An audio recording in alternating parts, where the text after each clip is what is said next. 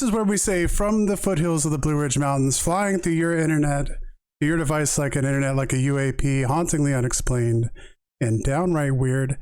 This is the Witching Hours. Ready to take off in the flash of an eye.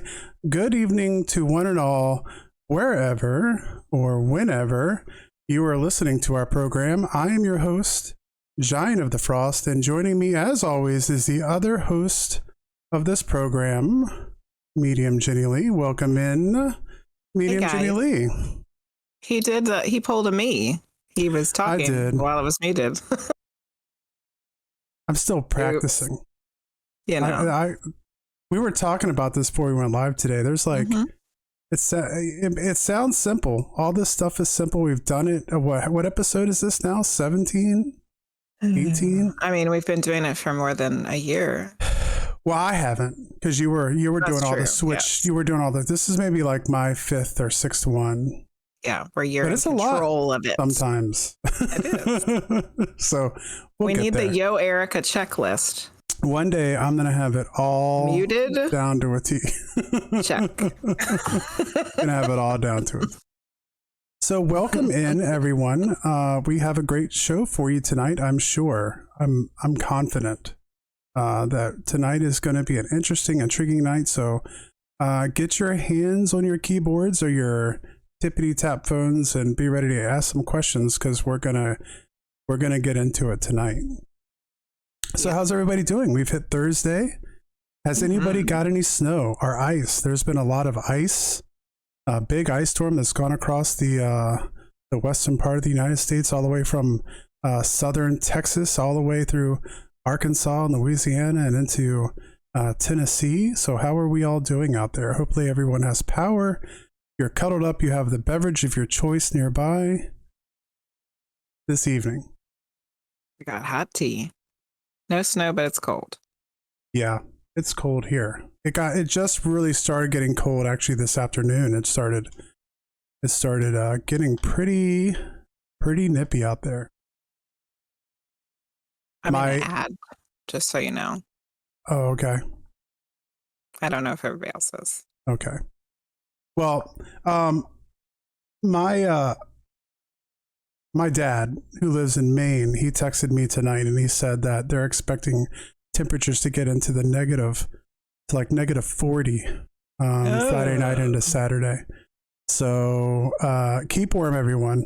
And I guess as our friend Allison Wonderland would say, keep hibernating for a little while. Maybe we can just hibernate through this weekend. Yeah. Let's just hibernate till March. And hello, Keisha. Hello, Linguist. Hello, Luce. Hello, Amber. Welcome in. Okay, well, I'm trying to think if there's anything we want to announce. We'll go through that at the end. But of course, tomorrow night we have this stream coming up. Let me know if we want to play some games over on my other channel this weekend. Maybe Sunday night we can do some more gameage. But other than that, I guess we'll go ahead and start with the news. Yay. Okay, so we have quite a bit tonight. The first one is the dodo de-extinction, how scientists plan to resurrect an iconic species. The dodo's demise was caused by humans. Now scientists think they can bring the bird back. Should they? The wildlife of Mauritius, a tropical island in the Indian Ocean about 500 miles east of Madagascar, couldn't have known that the giant shadows cast across the bay in 1598 would signal doom. But sailors there Dutch sailors who colonized that island, destroyed its natural habitat and introduced alien species like rats, pigs, and monkeys that could outcompete the island's native residents for resources. So kind of multiple species went extinct there. The dodo was wiped out no more than a century after the Dutch arrived. It's unclear exactly when, because at the time the dodo roamed the jungles of Mauritius, the idea that any animal might one day cease to exist was preposterous. The idea of the effects that you could have on the environment just wasn't what it is today. Now Texas-based Colossal Biosciences thinks it can right that wrong The De-Extinction Company has garnered worldwide attention in its pursuit of resurrecting the woolly mammoth and the Tasmanian tiger. It believes the resurrection of the dodo is within reach of science too. On January 31st, Colossal announced the initiation of Dodo De-Extinction Project thanks to a $150 million cash injection led by the U.S. Innovative Technology Fund. The research will be overseen by Beth Shapiro, a paleogeneticist long fascinated by the bird, and it hopes to one day introduce a functional dodo back to its native habitat. I mean, I like dodos because I love Alice in Wonderland, and there's the dodo in Alice in Wonderland. I don't know how I feel about this. Yeah. Because then what's next? It's going to be Jurassic Park, and that's going to be bad. Well, you know, the question mammoth. The question is, I guess to a certain extent, is what plays into the role of that? Like, if we're looking at extinctions that were caused by human beings, are we really playing with nature by bringing them back? But we don't necessarily know those questions, right? Like, I know Graham Hancock has spoken recently a lot about the extinction at the end of the last ice age of like the woolly mammoths and saber-toothed tigers and all that stuff, all those large mammals that went extinct at the end of the last ice age. But before that, even scientists still claim now that the woolly mammoth was actually hunted to extinction by humans. But then others are claiming that they were made extinct by climate change. Yeah. At the end of the ice. So if we bring back woolly mammoths, are you fixing a wrong, or are you messing with what Mother Earth intended? So I think we're getting into some weird Jurassic Park territory there. Yeah. And I'll bring up the argument that you always bring up when things like this happen. We're part of nature too. We like to think of ourselves as something separate. We are part of nature. But if we're part of nature too, and we cause their extinction, then isn't that just part of nature? Not saying that I agree with that. Yeah, you're definitely playing devil's advocate, because that's usually my argument. That's usually try what to you beat say. me to death about it. Yeah. But it's true. I think all viewpoints Something there. to think about. But at the same time, think of the science and think how much we could learn by bringing back some of these animals and being able to study them, like see what they act like and what, I don't know. It's a lot of information. All right, what's next? Story 2 tonight is AI has found potential alien techno-signatures hidden in radio signals from space. So searching the skies for UFOs or homesick aliens is practically an American pastime, and no one does it better than the SETI Institute, which is the Search for Extraterrestrial Intelligence. If you haven't heard of SETI before, I think that's SETI is also the movie Contact. Want to take a ride? That we had just up in the Discord not that long ago. Oh, yeah. Searching this. So established in 1984, SETI has made it their mission to scan the skies for radio signals comprised of non-Earth-based techno-signatures that may belong to alien tech. Such signals, which may indicate communications technology in use and thus intelligence, are sought after by scientists looking for signs of alien life. So essentially, one of the things they talk about in this article is that there's slight transmissions going through certain wave patterns, like certain megahertz of the signals, that could basically be sending signals to Earth that like we're intelligent, that could be coming from extraterrestrial civilizations. But because we have human beings looking through those signals, they can't look for all of those things. And so now SETI has started to use AI as a workforce, essentially, to be able to do all that back work of looking at all this, out of all this information and looking for patterns in these signals of like sweeping through certain ways and using machine learning components into, it says, inserting machine learning components into various pipelines to help with the research. And so far, they have come up with 8 signals specifically that they want to look further into that they think might Is it from different time periods? Because they're doing like looking over everything. Well, what I have on here is the scientist working for SETI, last name Ma, said that using a neural, they're using a neural network, and then where does it say here? I had it, and then I scrolled away, and now I can't find it again. It messed you up. Was able to find 8 unique signals hidden in the data and may potentially be from extraterrestrial sources, but research hasn't yet been done to confirm these. While further analysis may be able to confirm these sources as non-Earth-based, that doesn't mean scientists will know exactly what kind of tech they're connected to. In the best case scenario, these signals may include embedded information about the engineering of the technology or even a collection of techno-signatures from an alien civilization. So yeah, I think they are able to go through some of the backlog of information they have. So what happens there if that produces anything? And I tell you, it seems like the more and more we get into this stuff, the more we find, I don't know, seems like disclosure is just a carrot in the stick right now. Like it seems like it's going to be any moment. And, I don't know. I feel like this is a great time to be talking about. Yeah. We'll see. Mysterious spiral appears in the night sky over Hawaii. I posted this early in Discord over there. If you go to Discord and you go to the news section in the witching hours, Discord, you will see this video picture. A mysterious whirlpool was spotted by the Subaru telescope on Mauna Kea, Hawaii on January 18th. Some scientists speculated it could be related to a SpaceX satellite launch earlier in the day. I think Linguist said what she thought about that earlier. Yeah, Linguist. I didn't get to watch the video. I just saw the thumbnail of it. So yeah, I think I just posted the story. If you look around, you can find. I think you can find a video of it happening.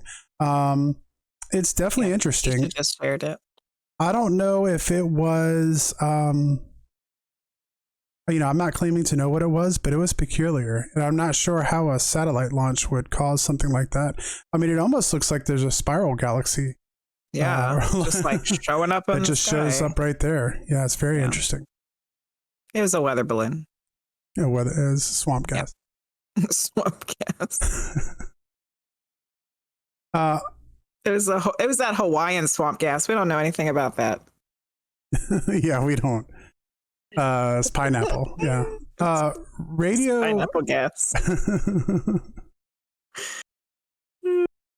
Radio signal captured from the most distant galaxy so far, astronomers have reported. So astronomers from Canada and India said they have recently captured a radio signal from the most distant galaxy from Earth so far.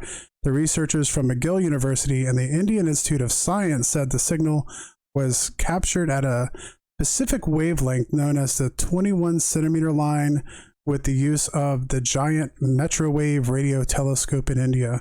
They said this is the first time this type of radio signal has been detected at such a distance. They kind of go into the nitty-gritty of the science of how this was captured, but the recent radio signal emanated from a distant star-forming galaxy called SDSSJO8265630. Researchers said they were able to use the signal to measure the galaxy's gas composition. Based on observations, the researchers said the atomic mass of the gas content of this galaxy is near twice the mass of the stars we can see. And researchers also said the signal was emitted from the galaxy when the universe was 4.9 billion years old.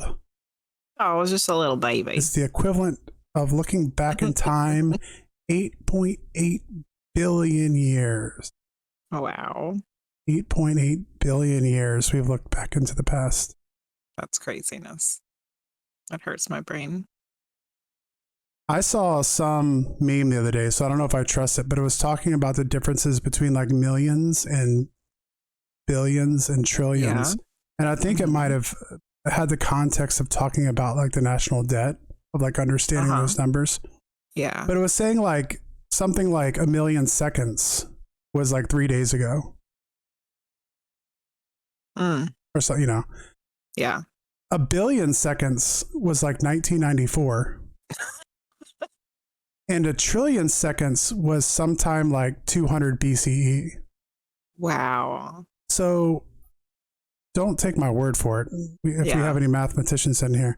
But yeah, let me calculate that real quick in my head. So to look back, it sounds pretty realistic to me. To look back 8.8 billion years, that's a long way into the past to look. Yeah. Next on the list, we have man emerges from casket 2 days after being declared dead. Recalls vivid NDE. So in Nigeria, a man was declared dead. This isn't zombie apocalypse. Yeah, you calculate that up, Keisha. She's a robot. Let us know. Yeah. Well, we found out the other night that you all are robots. Everybody's robots. Except for me. So Nigeria, you said? In Nigeria, a man was declared dead and set to be buried when he suddenly came back to life 2 days later, crawled out of his casket, and recounted a vivid near-death experience wherein he visited heaven.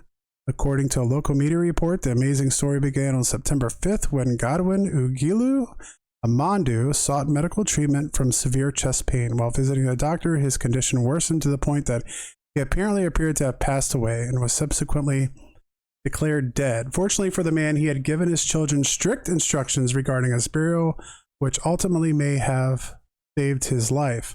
Amadou insisted to his family that he not be embalmed and that he should be buried 2 or 3 days following his death. And the man's children followed those instructions. And they were supposed to have a service on September 7th. As Amadou has served as a doctor, he was in the village. A lot of people were celebrating and coming to the funeral. And after mourners had paid their respects at his open casket, it was brought to a nearby building to prepare the box for burial. We suddenly saw the casket shaking and eventually fell, and my father woke up to the surprise of many people in the village. The sight of Amadou inexplicably alive again understandably shook the mourners. His son observed. A lot of the men and women who had gathered ran away, believing that it was his ghost. Wow. Thank goodness they didn't embalm him. And thank goodness they hadn't buried him already. Yeah. Wow. He indicated at the moment of his perceived death, his chest pain suddenly stopped and he felt a profound peacefulness come over him. The clouds opened up and he saw something like a giant golden satellite suspended in space. There I was greeted by a 75-foot tall angel who stood in front of the gate. Alongside this entity were 2 similar companions who convened with each other and later allowed me into the city of heaven, Amadou claims. Upon entry, he was greeted by a childhood friend who died 22 years ago and provided him with a proverbial tour of the ethereal realm. Neat. And that's the news for today. Good stories. Good stories.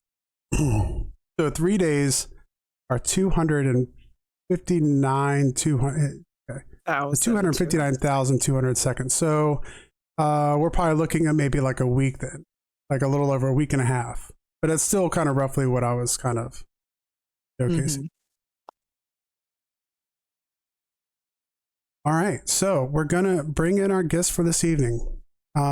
Tonight's guest is going to be and is Mark Hunter Brooks. Mark Hunter Brooks, author of the book Earth's Hidden Reality, has had numerous spiritual experiences since 2003 that have profoundly changed his worldview. Today he writes and speaks about the mechanics of the non-physical world, helping make what many consider to be mystical easier to understand. Professionally, Mark Brooks managed multiple IT and business projects for a Manhattan-based Fortune 100 financial services firm. He has an MBA from New York University. Mark, welcome in to the show. Thanks for joining us. Well, thank you. I'm actually excited to be here. And I was telling Jenny before we got started, I said, I've had my bowl of ice cream, so I'm ready for all comers. There you go. See, he fits into Team Weird already. He's got ice cream. Yeah, who's got ice cream? Who's got ice cream? Yeah. Chocolate peanut butter. Oh, there you yummy. go. That sounds that's my go-to. That's my favorite. So I'm a peanut butter fan. One of us. Yeah. So I was listening to the news, and I actually had some comments on some of the things that you guys talked about. Excellent. Yes, please. I was hoping you did. Oh boy. Well, first, this little whirlpool in the sky over Hawaii. There was a movie that I watched, a documentary I watched. It's called A Tear in the Sky. Yes. Have you ever heard of it? Mm-hmm. Oh, you did? Yeah. And they actually showed, documented evidence of, it looked like a wormhole opening up in Southern California. So that's what I thought of when you were telling me about this. I was saying, wow, that's pretty cool too. Yeah, we were talking, Mark, about something recently. We were watching some videos about UFOs, and a couple, was it CMC Air Boss, or I think it was CMC Air Boss, that said, well, have you seen Terror in the Sky? And I said, no, I haven't. So I went and looked it up, and watched it, yeah. I watched about half of it, and I was like, yeah, this is pretty good. So then I rewatched it and watched the whole thing with Jenny. And yeah, I thought it was a pretty good movie. Pretty interesting. Yeah. Well, they did quite a lot. I think a lot more than what other people did to try and bring some scientific evidence to bear on some of these things that a lot of people say is subjective, or, you were delusional or just imagining this stuff. And so I compliment Caroline Corey for what she did. And I can't imagine how much money they spent, or people ate it personally instead of, collecting it off of like a Kickstarter or a GoFundMe or something like that. But, they really did some work to try and make a scientific presentation of a wormhole in the sky. Yes. Yeah. One thing that really got to me about that movie too, was the personal stories, especially from the guys who had served in the Navy. And, just kind of like, this is how weird. It really wasn't weird. It was the Tic Tac and the Go Fast. And they had all been ostracized. And that one poor guy, every time he talked about it, he was crying. And it was just awful. Well, so for them to get some, I don't know, I feel like they got some validation with that. Yeah, I mean, experience. A lot of those guys who served, man, that's for a lot. I come from a military family, and I was in the military. I wasn't career, but my dad was, and so I know, his life in the military meant everything to him. And so to have to do what you think, to do what you think is a good job, and to explore and to try to find the truth, which is part of your job, and then to be ostracized for that, and to be run out of your love, your passion, and for many of the military is that, it was heartbreaking actually for that part of it. So I was glad that those guys, but at the same time I was happy they're getting to do this now, and they're able to, obviously a lot of stuff was taken out of that to stop the government from ostracizing people who are reporting these. So that's great news. And that kind of goes against the core of your being. If you want to, preserve and defend the Constitution of the United States, you take this oath, you really believe it, and you really want to honor it. So you really want to tell the truth and have integrity. Mm-hmm. And if somebody counters that, that really does kind of hurt you at a deep level because of what you're trying to do your best. Yeah, absolutely. Yeah. I had also heard airline pilots say, now this is years ago, it's not currently, but they said that they were discouraged from reporting UFOs, and that they would be given like desk jobs for so many days, or subjected to mental, evaluations or whatever. But it was to try and discourage them from reporting things that they saw in their commercial airline flights. Absolutely ridiculous. And this was something a former pilot said when he was still flying for an airline. Wow. Yeah.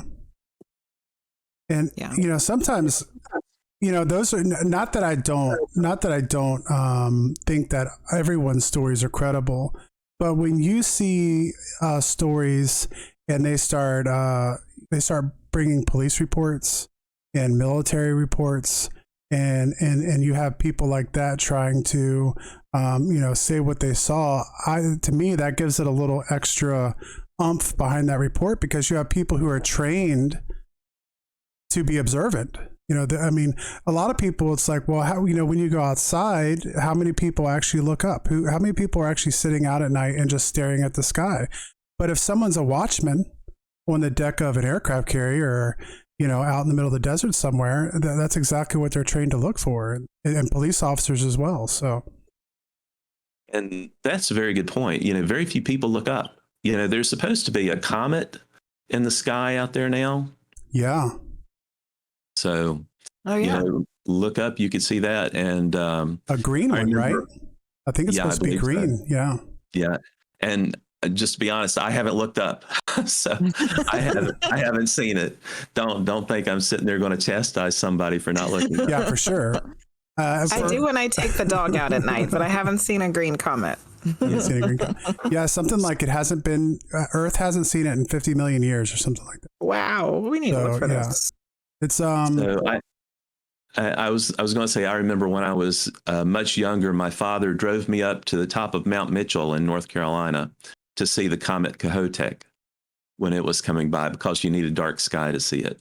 Oh, yeah. And I still remember that. That was the one comet I saw. Missed Halley's Comet, missed all these other comets, but I got to see Kohoutek.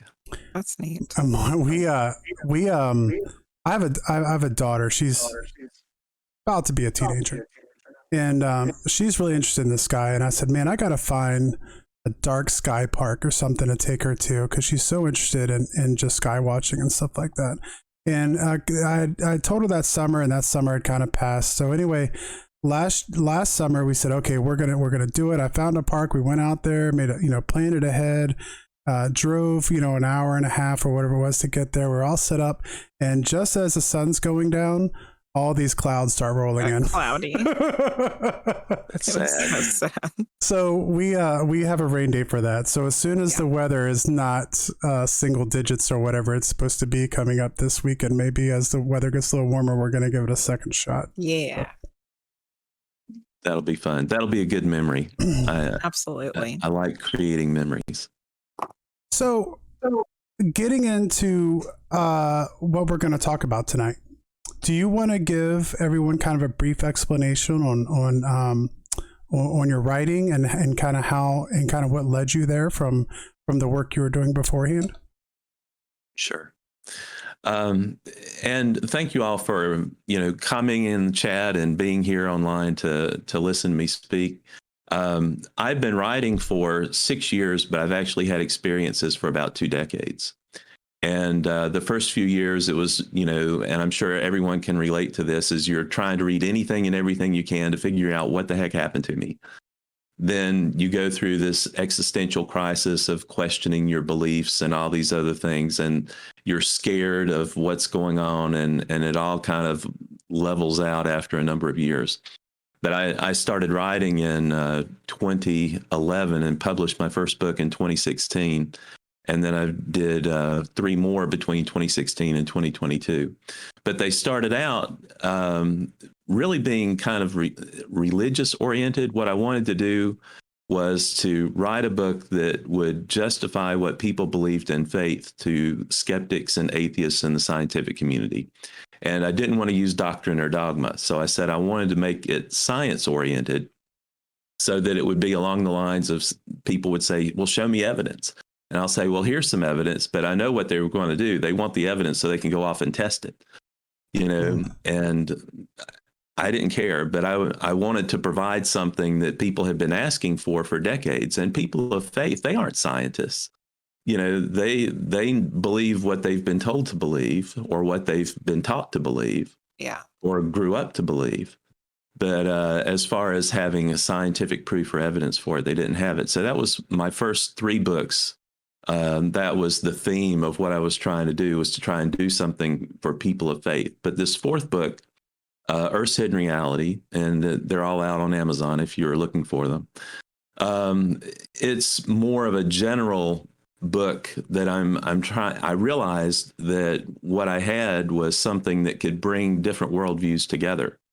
and I talked to you all about this offline briefly just a few minutes ago, is that if you say that science is different from what people generally believe, and I'll mention this or to talk to this a little bit more in a minute, I can bring together the scientific community with the religious community and use the paranormal as the glue to bind it together.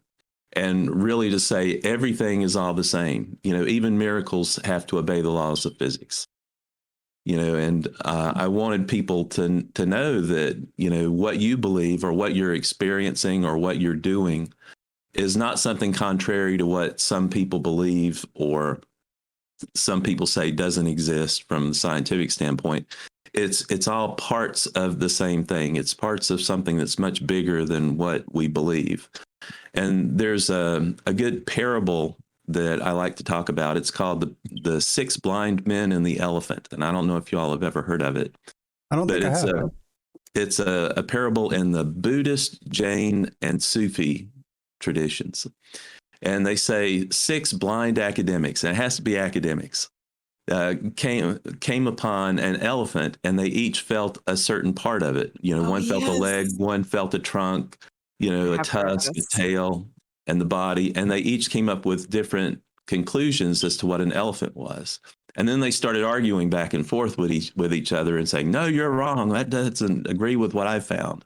But yet the elephant was much bigger than what any of them believed. But no one wanted to try and put it all together and say, well, let's see what we can do or what we can come up with if we put all of our views together. And this same thing happened with string theory. I don't know if you know the technical ins and outs of string theory, but at one time there were 5 different flavors of string theory that people thought were incompatible. And there was a guy, I forget his name, but he said Princeton. He said, no, it's 5 different versions of the same thing. And then they came out with super string theory, and it incorporated all 5 of these other different versions.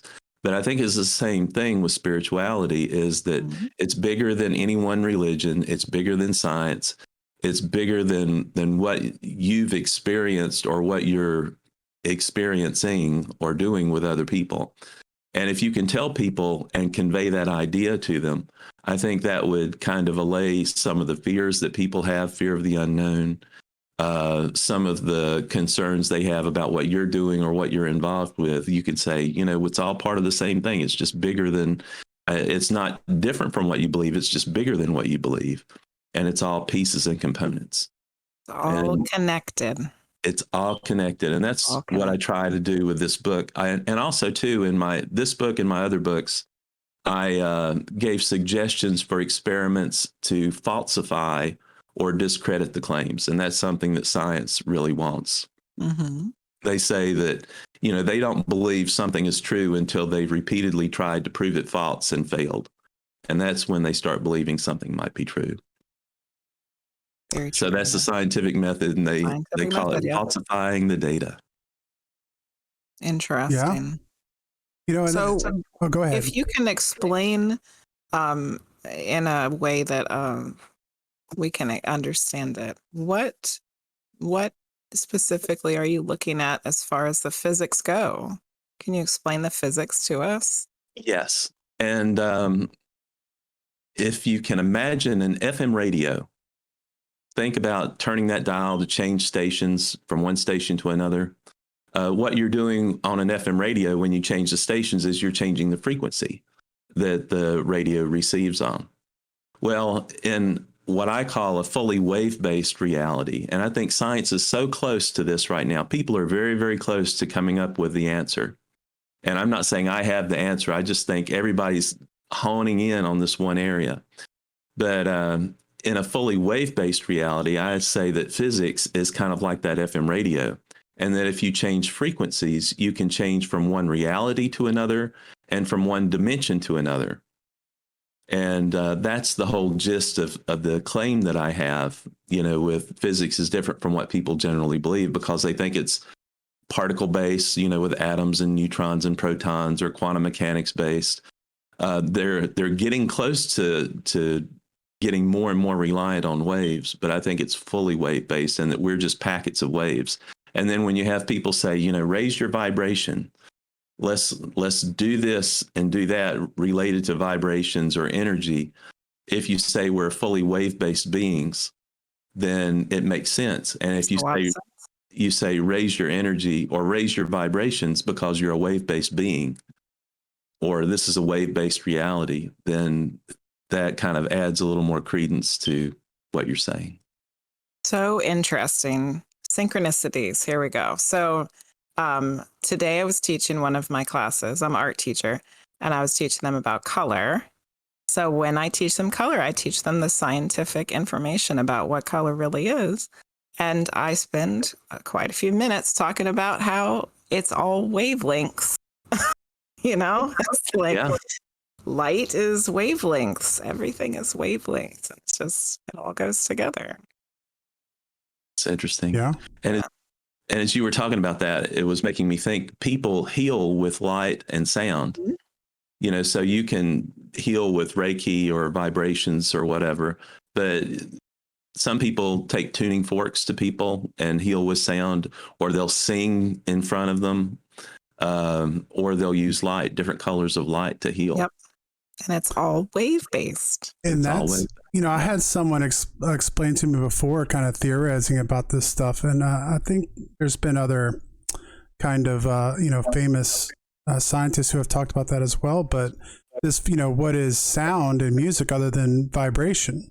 And so that in a lot of ways, music can be related to these things. And I think a beautiful way I heard it described was that our universe could essentially be made up of a cosmic song. Oh, yeah. Right.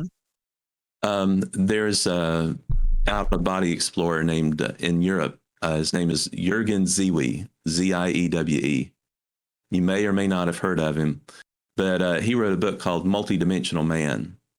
And in the back of that book, he's a graphic designer.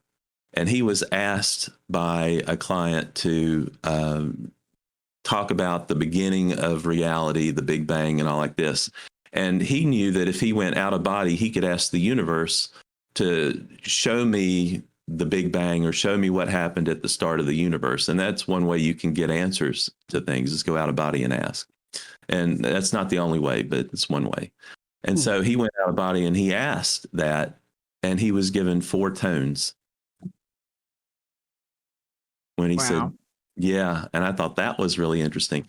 And there's an area of science called cymatics, cymatics, where they show you, or there's books and videos on this, where they will show you how you can create 3D objects using sound and like powders and liquids and things like that.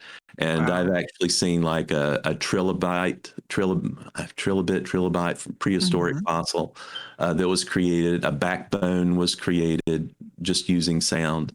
Wow. And so you can think that different objects could be created from not only different sounds, but different combinations of sounds. Interesting. That is interesting. Yeah. So I guess one of the things about this we can talk about too is how that relates to other things that we've talked about. How people what we talk about on here a lot, especially having our co-host medium Jenny Lee. How do you see being able to connect this idea of what the universe is and some of these, I don't know, extra abilities that, when we talk about having NDEs or having out-of-body experiences or having precognition or things like this? How can we relate that to what we know about science? Okay. Well, let me start with mediumship because it'll make Jenny smile. And this is just personal thoughts and opinions. So I think mediumship is really telepathy, and that people people who have died who are in the astral dimension, they're telepathic, and you use telepathy to communicate with them, and you can do interdimensional telepathy. And I think that's what mediumship really is. And there was a lady that I listened to. Her name is Shannon Torrance. If you ever watch her YouTube videos, but she was doing the nuts and bolts of mediumship. And she was saying, if someone speaks, they speak so fast, it's hard to understand them, or they'll give you images and you have to interpret what this image is. Or for your client, just say, I'm getting a rubber duck. What does that mean to you? And you let them explain it. And she said when she meets with her clients, she says, we're going to try and solve a puzzle. And that's really what it is. And a lot of times the medium doesn't really know. They have no clue what these things are that they see, but they can see it or they can feel it or just have an awareness of it. And Jenny, I know you can say a lot more about it. I'm not a medium. This is just more of what I've heard, but I say mediumship is interdimensional telepathy, and the people in the astral use telepathy to communicate. And that's how you're able to do it. My main medium teacher is Cindy Kazan. She always likes to explain it as it's like playing a game of Pictionary, telephone, and charades all at the same time. So it's definitely like a puzzle. And I think you're definitely onto something with it's really telepathy, because they're not having to speak using vocal cords anymore. It's more like this more like thoughts of the consciousness, which probably has to go right back to the wave, the wave theory. It's all energy that's wave based, probably. Yeah. So I've been thinking a lot about what I call spiritual abilities. Other people call it psychic abilities or paranormal abilities. I call it spiritual abilities. Actually, I wrote a little bit about it in my 4th book. I want to write a lot more about it in the 5th book, but to try and explain what it is to religious people and to scientific people. And I'll start out with like in the physical dimension, our body does 4 things for us. It's 2 abilities and 2 senses. It helps us travel with our legs and our feet. It helps us communicate with our ears and our mouth. It helps us perceive things with sight, sound, smell, touch, feel. And it helps us manipulate things with our arms and hands, manipulate objects and manipulate energies. Now that's in the physical dimension, but you have those 4 functions in all the other dimensions, the non-physical dimensions as well. And you have different types of abilities that are used that are special to each one of those different dimensions. In the highest non-physical dimension, and high is relative because they're all right here around us, and I can explain that too. But in the highest dimension, we're supposedly beings of light. There's no body whatsoever that we have. And the abilities that we have are called the clairs: clairvoyance, clairsentience, claircognizance, clairaudience. And those are the replacements for our bodies and our senses in human form. That makes sense. But along the way, in each one of those different interim dimensions, you have different things like astral sight or mental sight, which is like a 4th or 5th dimension sight. You have telepathy, you have channeling, you have clairvoyance. You can read the Akashic records. You can do all these other things that they talk about.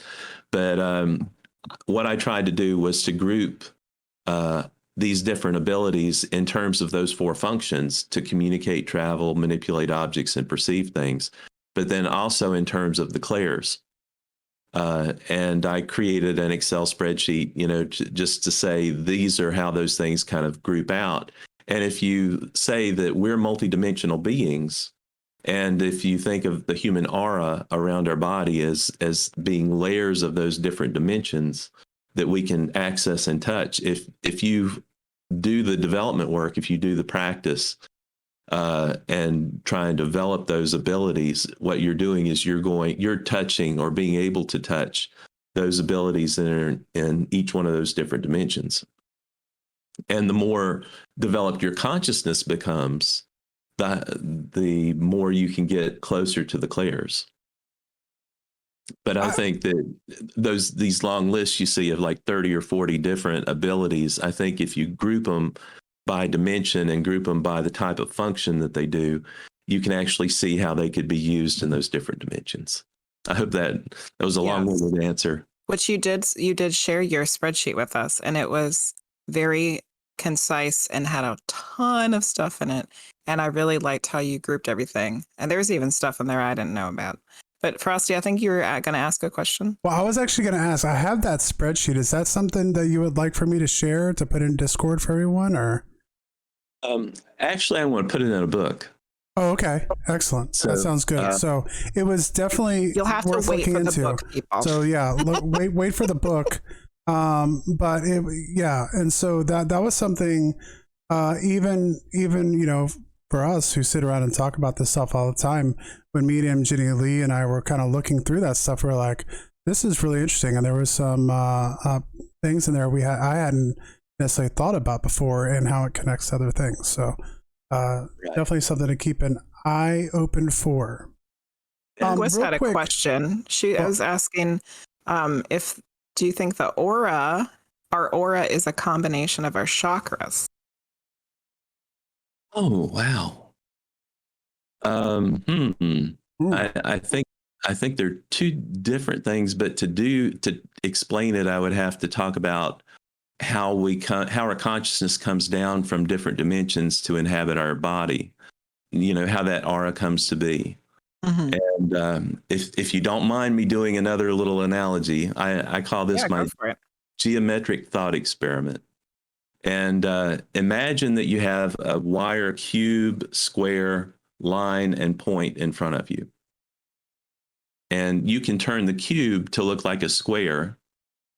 You can turn the square on its side to look like a line. And you can turn the line down to look like a point. Mm-hmm.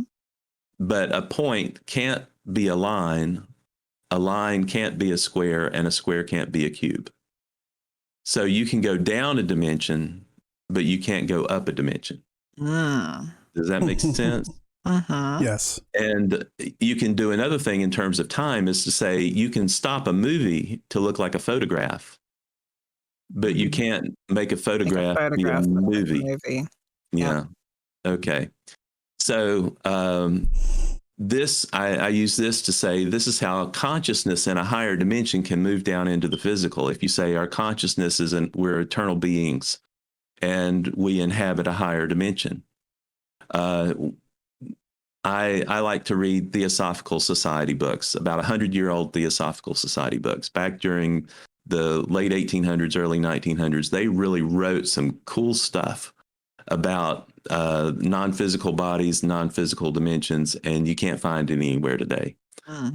Yeah, so there's two authors in particular, Charles Leadbeater, Leadbeater, and some people call it Leadbetter, and I used to call it Leadbetter, but people swore to me, no, it's Leadbeater. He wrote a number of good books, and then a fella in the 1920s and 30s, his name was Arthur Powell, wrote 5 books. 4 of them were on the different non-physical bodies, the etheric body, astral, mental, and causal body. And the 5th book was on spiritual development. It was called The Solar System. And he said that every planet in our solar system is used for spiritual development. It's just the only one that's used in the physical right now is Earth. But in the other dimensions are used on other planets for spiritual development. I've heard a lot about that. It's interesting because, in one way, you're going back in looking at older science and saying this evolved into a more modern science that we know today. But on the other hand, it's interesting because you're looking at old science, and I guess you could say, is there something that we missed along the way that we decided to nix from our modern scientific model that could have been relevant, but was kind of ushered out of mainstream science, so to speak? Yeah. Well, and I'll mention another book. There's a book by Dr. Milo Wolff, Wolff. And if you look it up on Amazon by his name instead of by the title is called Schrodinger's Universe. And the O in the Schrodinger has little dots over it. And Amazon doesn't put the O with the little dots in it. I think you an OU. So if you try and search for it by the book, you won't find it. So, but in Schrodinger's universe, Milo Wolf talked about that, and I just lost my train of thought. About science, old science getting something getting taken out of science that we maybe lost. Yes. So a fully wave-based reality or wave-based physics was actually talked about in the 1920s, 30s, and 40s, but it was cast by the wayside after World War II because the particle physicists said we can build bigger bombs. That's the way Milo Wolf put it. But in the 20s and 30s and 40s, wave theory was actually a competing theory to quantum mechanics. And if you get his book has mathematics in it that support a fully wave-based physics. He actually did a theory of everything. If you know physics, to say he did a combination of formulas that would explain all the different physical functions and attributes, in reality, just with like 3 differential equations that he came up with. Wow. But he lends a lot of scientific support to a fully wave-based reality. So I know we kind of got off a field on and away from this geometric thought experiment. I wanted to mention how our consciousness comes down from a higher dimension to a lower dimension. You can go from one dimension to another, but in order to go down one more, you have to take on the qualities or the characteristics of that dimension, so you can drop down one more level. So if you're a cube, you can turn yourself to look like a square, but you have to take on the characteristics of the square to turn yourself to be a line, take on the characteristics of the line to turn yourself into a point. So that's where our aura comes from, is that there's these fields, and this is from Theosophical Society books. There's clouds of energy called elemental essence in the higher dimensions. And as a consciousness comes down, I think it wraps itself in the elemental essence of that dimension to go down one other dimension. And you get 2 or 3 layers of elemental essence around you by the time you reach the physical. And that is what you see as your aura. Interesting. Yeah, that's my explanation for it. Linguist had a good question that relates directly to what you're talking about. How would you define consciousness? I say we're eternal beings, and our consciousness is really it's, if you could imagine a consciousness for a planet, as being a formless body that wraps itself around that planet. I think that our consciousness is formless in a sense, and it wraps itself around our body. But then there's some groups or some organizations that would say every cell of our body is conscious, every organ in our body is conscious, and you can telepathically communicate with those things. And there was some lady who was talking about Scientology on Joe Rogan. I was trying to remember her name. Leah. Oh, Leah Remini? Oh, yeah, Remini. Yeah, she was talking about Scientology on Joe Rogan, and she said when she was taken into like level 5, OT5, she read all these things. She didn't believe it, but that's what she was basically told, is that everything is conscious, and everything in your body's conscious. And if you go down to the subatomic level in your body, you could almost say you have the same amount of conscious entities in your body as the universe has, or a galaxy has. So if you could imagine, as you advance in your consciousness and grow, you could eventually be, over a galaxy where all the different planets and solar systems in the galaxy were once the cells and the subatomic particles in your body. How's that? That's crazy, because it kind of goes back to a lot of, I'm not gonna say all, a lot of creation stories about how the earth, or whatever, was created by the body of whatever, turtles and stuff. Yeah. So to answer linguist, I would say we have a formless body that becomes like a wrapper around this functional body. And then our subconscious is actually doing the day-to-day management of our, what is it? Our autonomic nervous system and all these other things. It's actually doing the healing for us. We're controlling the parts that we can move consciously, our muscles and our senses and whatever. And when we leave our body at night, that's when your subconscious takes over and does all the healing. It does vibrational healing in your body to heal the wounds and all the different things. That's why sleep is so important, is because that's your body gets a rest, but your body gets repaired. Your subconscious is actually going through and repairing your body. And I felt it. So that's my kind of like my little secret sauce is I can feel energy moving through my body. That's one of the things. But I've actually felt, I've actually asked the subconscious to, heal this or heal that. And I could feel vibrations going to that part of my body that I wanted it to do. And there's a book.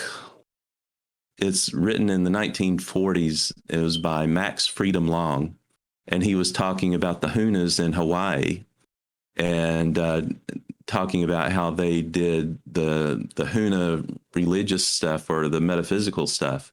And he had a couple chapters in it on how to make friends with your subconscious, and it's actually via telepathy. Yeah, we have gotten down some crazy rabbit holes here. I know. We can go down each one of these. Yeah. Yeah. Cool. Well, let me give you a couple more. And well, give me 1 second. I want to reset here. So a couple things I want to mention. So if you've jumped in since the beginning of the show, we are being joined tonight by Mark Hunter Brooks. We're talking about the relationship between, let's just say, the metaphysical and the realm of science and how those things can be explained through science. So welcome in, everyone. If you have questions, Linguist is doing something good here, and she gave me an idea. Since we've got affiliate here recently, you can highlight messages. So if you have the channel points and you have a message, highlight that message and we can find it easily in chat. And what I will do for next time is I will try to get that highlight cost down to 0 or as close to 0 as I can get it. That like one channel point or something. Yeah, and we'll just make that way. If you have questions, that'll just be a rule for us. You highlight your message when it's a question for our guests. So we'll do that moving forward.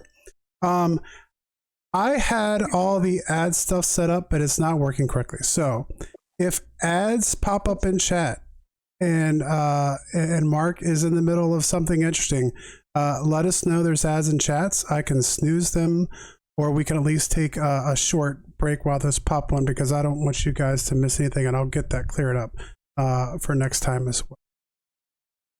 So I don't know where I want to go with this, to be honest. Well, you had something else you were getting ready to say, so let's go there. Yeah, I was going to say this book, Earth's Hidden Reality, and I'll pop it up right here. One of the things that I wanted to try and do with it is to make the subjective objective. And when I was talking earlier to say that I wanted to falsify claims, I wanted to give suggestions for experiments to disprove the claims that I make in the book, because that's what gets the scientific community interested in it. And the big claim is that reality is fully wave-based, or that physics is fully wave-based.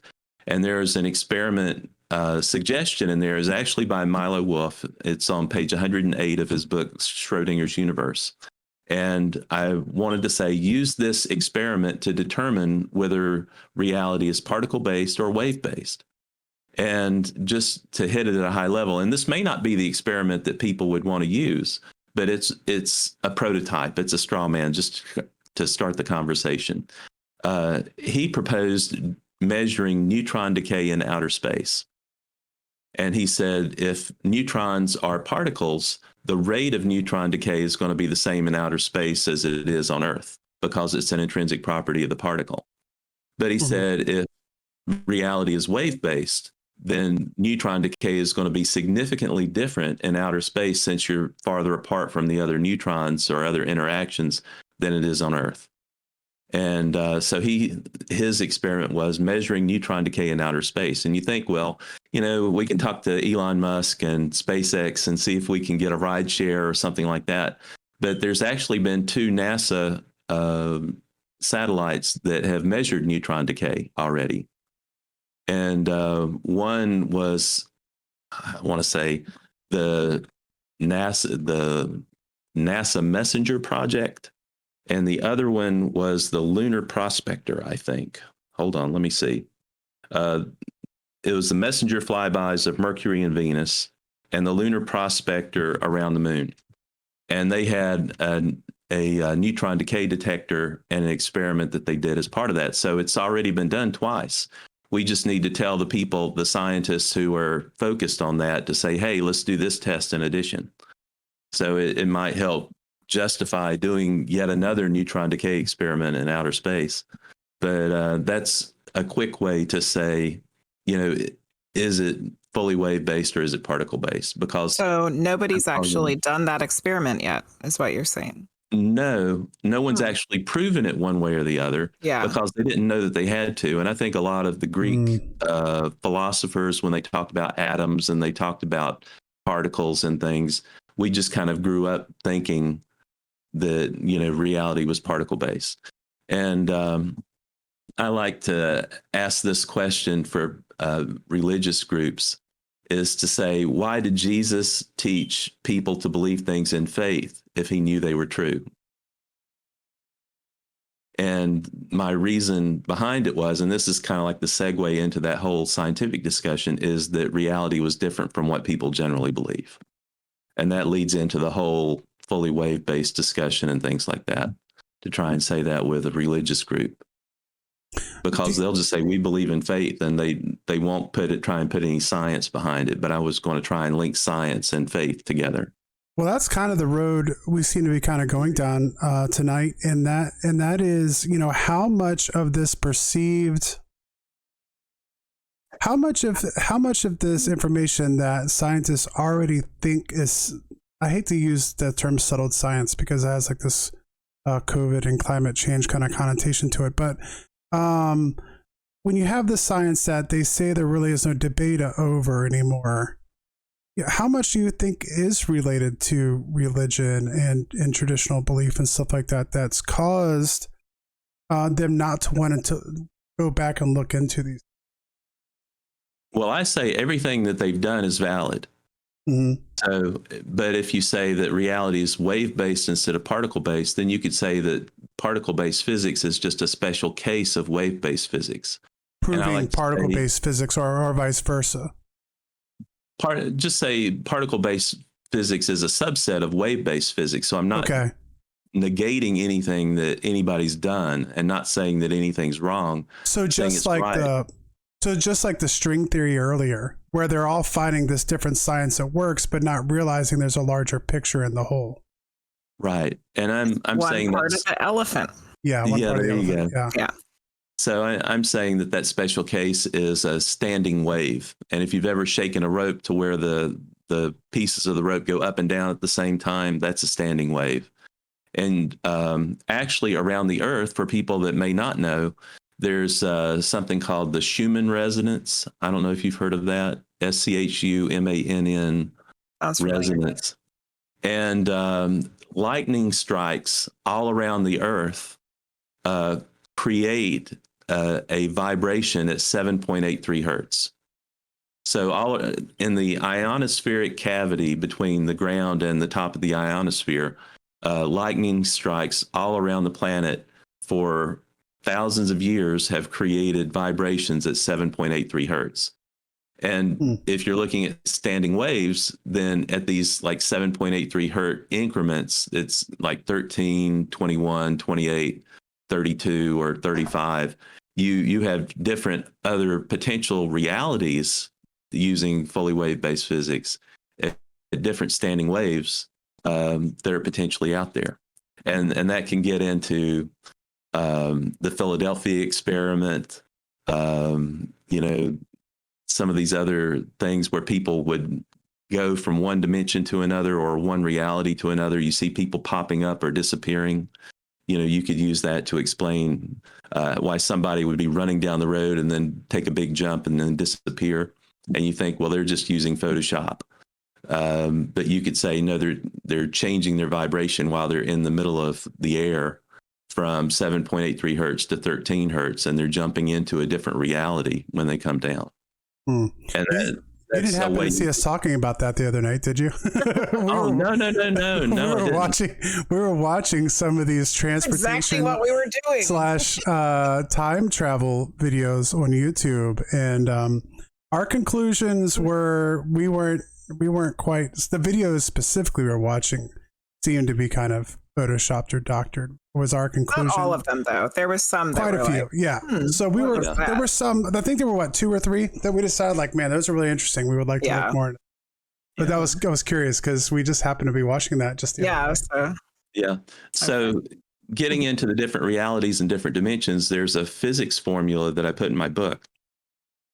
It's the formula for the vibration of standing wave vibrations in a string. And one of the components of that excuse me, that's my ice cream. One of the components in that formula is the harmonics, so you can have multiple realities within the same dimension. But then another one of the components of that formula, it's under the square root, there's a ratio of the tension to the density of the string. And I like to characterize that as, think of guitar strings. You have 6 different strings. One's denser than the other, but so that when you strum them, they have different sounds. But if you put your finger on different frets on the stock of the guitar, you can make each string, you can pluck each string and get the same tone, the same frequency of tone out of it. So that on a thicker, I think it's a thicker string, you get closer to the end of the short end of the stock, and you can get the same note out of it as if you just plucked the thinnest string without holding down a fret at all. And I have that in my book as well. Mm-hmm. But if you maintain the ratio of tension to density, and I think tension in a 3D term could be time, is to say that, or the resistance to slow down time, you get faster time with less density. But as long as you keep that ratio the same, you can change from one dimension to another. And I think spiritual beings that don't have a body form, they can change dimensions and change realities and move easily from one to the other. But that's one of the things you would learn when you have a spiritual body, is how to move from the one dimension to another on Earth or around Earth. And I think probably to move backwards and forwards in time as well. You can do that. But I talk about that in my book. And then the third thing I wanted to do to kind of go down yet another rabbit hole is talking about the different dimensions being inhabited. Because this is one of the things I wanted to say for the religious people, is to say, I'm wanting to say that what you believed in faith is true. And that I can show you using fully wave-based physics that multiple dimensions can exist and that they're inhabited. And that could explain heaven. So I'm giving you a science-oriented justification for heaven. That's the good news. The bad news is that all the miracles in the Bible can be explained as paranormal or spiritual abilities. So, what you think is special obeys the laws of physics. And there was actually a professor, it's Dr. J.B. Rhine. He was the guy who coined the phrase or coined the term ESP, or extrasensory perception. He was one of the first parapsychologists. He worked at Duke University for a while. In the 1970s, he came out with a paper called The Parapsychology of Religion. And he promoted it. It didn't really go anywhere. But he said that parapsychology could explain all the miracles in the Bible as different parapsychological abilities or spiritual abilities and events. Mm-hmm. So that's the downside of that for the religious people. It's upside and downside. But I was going to give you some quotes from a couple people, out-of-body explorers. One was Robert Monroe, and he wrote in his book Ultimate Journey on page 13 about his explorations. And he said, if there are intelligent beings in the physical universe, we failed to find them. In the non-physical universe or the higher dimensions, he said, however, it was an entirely different matter. We encountered hundreds, if not thousands, most of them non-human. And he wrote that in his book, Ultimate Journey, on page 13. So, and the other one was by Emanuel Swedenborg. You may not have heard of him, but he lived in the 1700s. I like his name. Oh, yeah. And there's actually an organization that's supported his work. His work was translated from, I want to say, Swedish into English, and there's a group in Philadelphia that does that. But he wrote in the 1700s, he said, in general, it must be maintained that all things I've written in this book have not been written in any other way than from actual experience, from conversation with spirits and angels, from thought communicated as tacit speech, telepathy, for I have in every case perceived their presence. And that was point 1748, and he wrote that on the 23rd of August. But he wrote 4 volumes of spiritual experiences that he had and beings that he sounds fascinating to read. Yeah. So Swedenborg, Emanuel Swedenborg. Swedenborg. So you can explain different dimensions, inhabitants in it, and with a fully wave-based reality, you can explain from a science-oriented perspective. I don't claim to be a scientist, and that's why I say science, or you can explain how that could be with the different dimensions. And that's what I wanted to try and do as a result of this book, is to try and create a common worldview that would have science informing religion and religion informing science. And I want to say, for people that are interested in the paranormal, this stuff works. It's out there, but you may not know how it works or why it works. And that's some of the things you can get from religion. If you look in their spiritual related scriptures, that can give you a hint or an idea of how or why it's there. And I hope my conversation has kind of helped shed some light on that as well, because that's one of the other aspects that I wanted to try and do. Well, it's funny you bring that up, because that's one of the things I talk about, and I've done some tarot readings and stuff like that on Twitch now, and as Medium Jenny Lee was going, we started doing. I started getting more interested of like, well, let me, I started with rune stones, and I would do runes, and then I was like, this is kind of interesting, and I got some tarot cards, and I started doing readings, and I was like, well, I definitely don't have the ability to read tarot cards, but I'll get a deck and I'll see what happens. And sure enough, I did a reading for Jenny, and it's really good. That was a really good reading. I appreciate it, whatever. And so I started doing them on here, and once again, I had no idea if it would work or if it wouldn't work. But no one's ever gone away saying, man, that was maybe they've said it after, but no one's ever said, man, that was a really horrible reading. Nothing struck a chord with me at all. This is all gibberish. And so me coming to the readings from a perspective of, hey, let's, I don't really have a preconceived notion necessarily on if this is going to work or if it's not going to work, is interesting. And I think that goes to, a little bit of what we were just talking about, how does this work, and maybe the preconceived notions on how this can be multiple things, and there's multiple angles that all of this stuff can be reached at. I wanted to bring up something before we lost it in the chat here that I felt like we needed to bring up, because a lot of what you've talked about has had a little bit of a connection to this. And Linguist asked earlier, has Mark heard of the Raw book? I'm curious of his opinion on that. I think it was like 4 or 5 volumes of Raw books or whatever. Yes. And I saw Jenny had one she's been working through. Mm-hmm. I'm vaguely familiar with it, but to be honest with you, I gave it away when I really cut down my spiritual book collection, after my 4th book was published. So I've thumbed through the pages, but I didn't really get into the detail of it. And it's more channeling Ra. Is that what it was? Yes, yeah. It was a woman who had channeled this entity called Ra, and the person asking the questions asks a ton of questions that have to do with the same kind of stuff that we're talking about tonight. Yeah. So then the information coming through from Ra is, supposed to be from a higher dimensional entity that knows more than we do. And there's a lot of stuff in there that I think goes hand in hand with what you're talking about. Yes. And I would want to draw a distinction between channeling and telepathy. And I think telepathy is more used when you have form-based beings, like in the astral and in the mental dimension.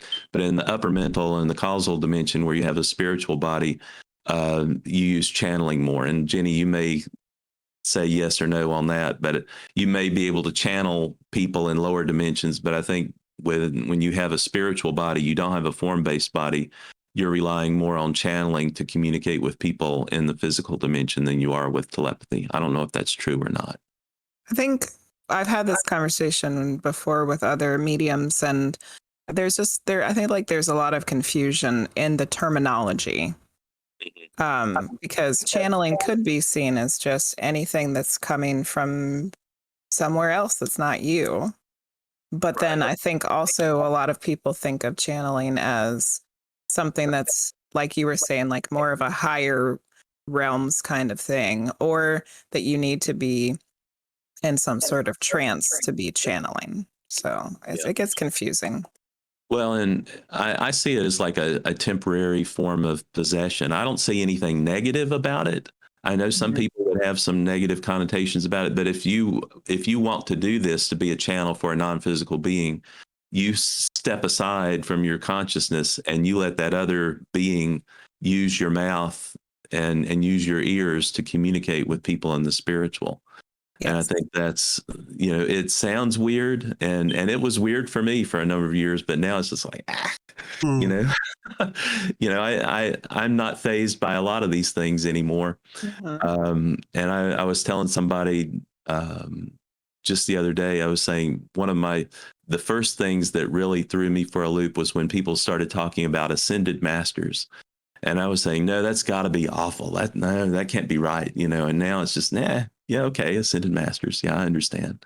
But you just get it. You just get used to it, and once you get into it more, it becomes more understandable. So I did want to say one other thing too, which was interesting, and I wanted to make it a comment because about Jenny and the work that you do here is you create this environment of love and friendliness and openness to people, vulnerability and stuff like that. And I wanted to just make a comment about reality and to say, people who think that they can die or that they will die, who think that this life on earth is a temporary existence, they can be influenced by fear and ultimately the fear of death. When you have people threatening to kill you if you don't do this or don't do that, or threatening bodily harm or things. But if you're an eternal being, how do you govern or control people who know that they can't die? And I say the only way, and we can talk about that, the only way you can do it is through love, is genuine love for one person for another, to want to do things for other people. And I wrote this at the conclusion of my book, and I said, this is the big secret of the non-physical, is that it's all about love, and it's all about loving other people. And when you talk about spirits and all these other things, and you get Hollywood involved and wants to try and scare you to death or whatever, no, in the non-physical dimension, it's all about love. And so that's one thing I liked about what you guys are doing on this podcast, and Jenny, what you're doing on your podcast. And I think that that's something that we need to be doing more of, and people need to be relying on each other more and sharing more and being vulnerable with each other more.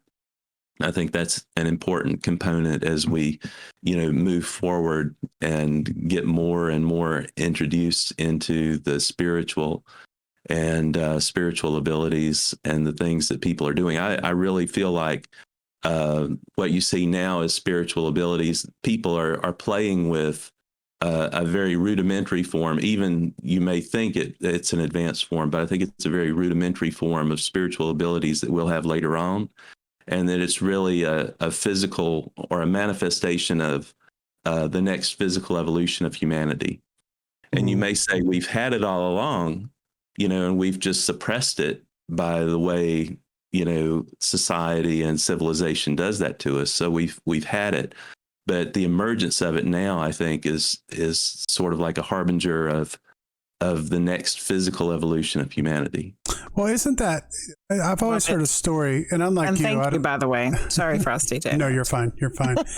There's a lot there. One of the things I brought to mind about is this an ability that humans will evolve to have, that we'll just communicate telepathically, is something that we can do. It's something everyone has the ability to do. We just haven't unlocked it yet.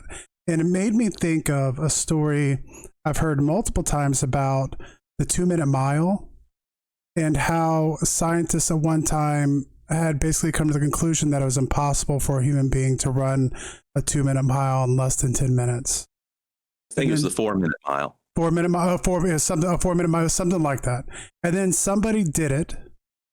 And then it took forever for somebody to do it. But once somebody did it, soon after another person did it. And then another person did it. And another person did it.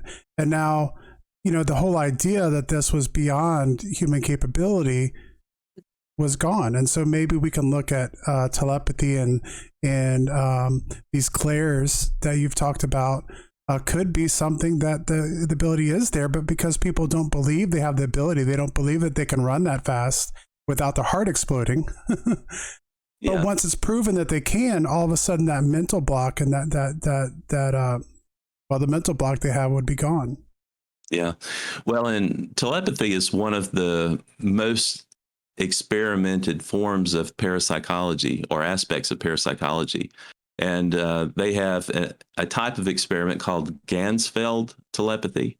And they actually cut a ping pong ball in half and put it over your eyes, put headphones on your ears and play music, soft, relaxing music, have you sit back in a recliner.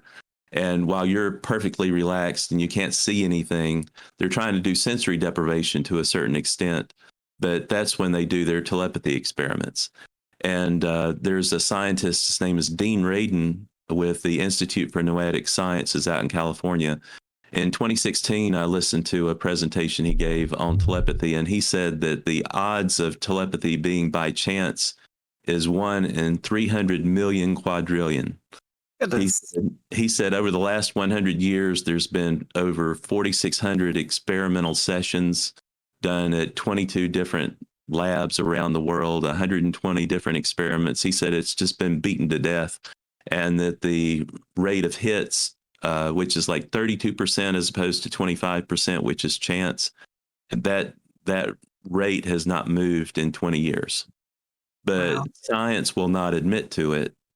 And each time they get close to reaching the goal, they say they move the goalpost, because they don't want to give parapsychology or the paranormal or the psychic a beachhead, or even a toe in the sand, so that they can get a foothold to start, pushing what they believe all may of not the be true. Quantum physics stuff they're figuring out is exactly what all that stuff is. Yeah. So that's one of the things I would ask people, on the podcast to do, is to say, we're wave-based beings. So when we say raise your vibrations, it's all about waves, vibrations, and energy. And if you present it in a scientific form, then eventually there's going to be a groundswell to where somebody's going to have to do that experiment. Right now, I don't think they want to do that experiment, that neutron decay experiment or whatever other one would kind of move the needle. If you can move the needle away from materialism and a particle-based physics to being more wave-based, that'll open the door for all these other things that, we know exist, but we're sort of marginalized with what we know and what we do. But we're actually the spiritual experiencers. We're the people who have the best knowledge of it. And I think that's one of the reasons why we're actually out on the side, is because it's harder to debunk what people have experienced for hundreds of years. Yeah. Speaking of spiritual experiences, are you willing to share any of the spiritual experiences that you had that brought you down into the crazy town of woo-woo land in the first place? The crazy town of woo-woo land. So back in the early 2000s, I moved from Manhattan to Charlotte. And there was a fellow that moved down with me, and he and I liked to eat lunch together in New York, and we would eat lunch together in Charlotte. And one day we were talking, and I kind of moved my hands back and forth, and I said, well, when I put my hands together, I feel this pressure. And he said, oh, that's your energy field. And we go on to talk, and it turns out he's had some experience in, actual education in this kind of area. And he gave me a series of a series of exercises to do to develop that. So I spent like a year and a half, in addition to sensitizing my body to the energies that I can feel. I was quieting my mind. And I think that's another very important thing to do. You need to quiet your mind so that you can hear these telepathic messages, so that you can sense these things. Most people's minds, they're just full of chatter. And that's why you say, oh, I never hear this. I don't feel that. Well, it's because you have a chattery mind. Mm-hmm. So if you quiet your mind, sensitize your body to feel these energies, then for one reason or another, and I don't want to go into the details of that, I ended up reading a book by Francis McNutt called Deliverance from Evil Spirits. And it was a how-to book on exorcism. Wow. And I said, oh, this is crazy. I said, how can just saying things make things happen? But one Saturday morning in May, I tried it. I was lying in bed and I tried it, and it worked. And so for the next 4 weeks, I was sitting there playing with it, and it was working. And then the spirits got bigger and didn't want to move. And that's what sent me down the rabbit hole, because I spent like 6 months saying, golly, how can I get rid of this? And I was, commanding it to listen to Amy Grant music, and doing this and doing that, and basically learning the basics of exorcism. I stopped doing the exorcism stuff in like 2006, because I've realized that 99% of the spirits were benevolent or neutral. They weren't evil or whatever. It was just what I was making it. It was all what I was making it. Mark, we're going too far here, man. There's like I think there's still stuff I want to ask about from 45 minutes ago. We just keep getting further here. This is so interesting. So you found that in the majority of the cases you were doing that involved what you would describe as an exorcism, benevolent or neutral, like spirits that were attached to other people. Or attached to me, mostly on my spine. I could feel them coming off my spine, like little tiny bits of energy coming off my spine, and that's where they congregate. But I felt people who had gone out of body, who were in my body, and various sizes of spirits over the years. They've gotten smaller as I've gotten older. I think it's because my body I don't have as much energy in my body as I used to. But spiritual entities will use your body to recharge or regenerate themselves. And that's not a bad thing. But I think I've just gotten to the age to where I don't have the same level of energy that I used to have. So the things I feel are not as big as they used to be. So if it's kind of could it be like a symbiotic relationship? So is there a way that, so if they're benefiting maybe by recharging, is there something else there too, where there's a benefit for lack of a better term, the host? I feel like they're our teachers to a degree. And, I've spent a number of years learning how to do healing. And it started out with just, almost like drumming. I used a metronome, and said a mantra. And I would say completely healed, completely healed, completely healed. And I would focus on a certain area of my body that it was either inflamed or had some pain in it. But I felt like after years of doing this, that the way you learn how to heal is you have pains in your body that you have to try and get rid of. And so that took me from this mantra, which would take 20 to 30 minutes to do to get a reaction or a response, to doing Reiki. And I did Reiki level 2. I didn't do a Reiki master. To doing vibrational energy, to doing more. And then lately, it's more of just bringing your awareness to a particular part of your body.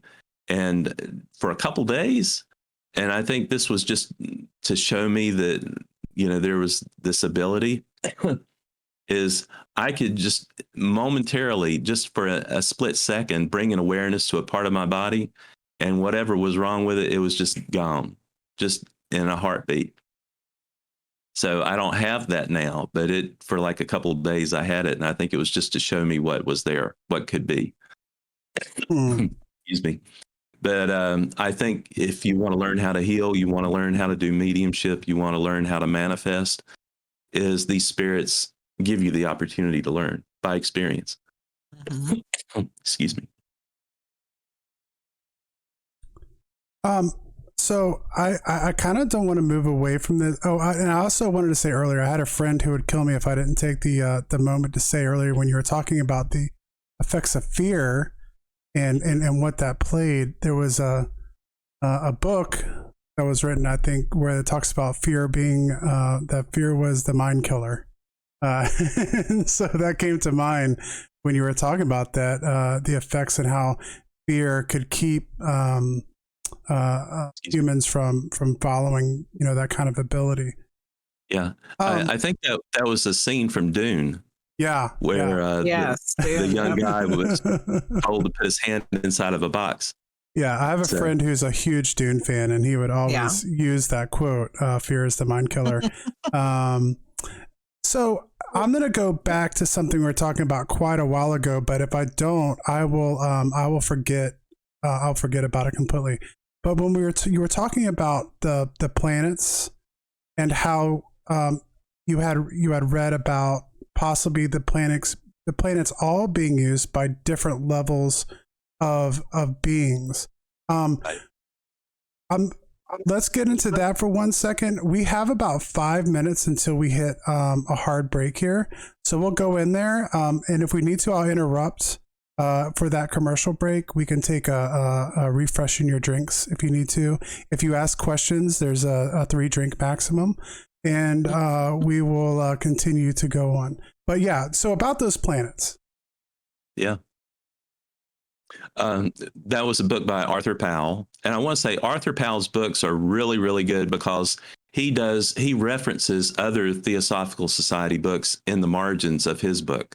So if you get his books, you'll end up getting access to if you get his 5 books, you'll get access to like 67 other Theosophical books.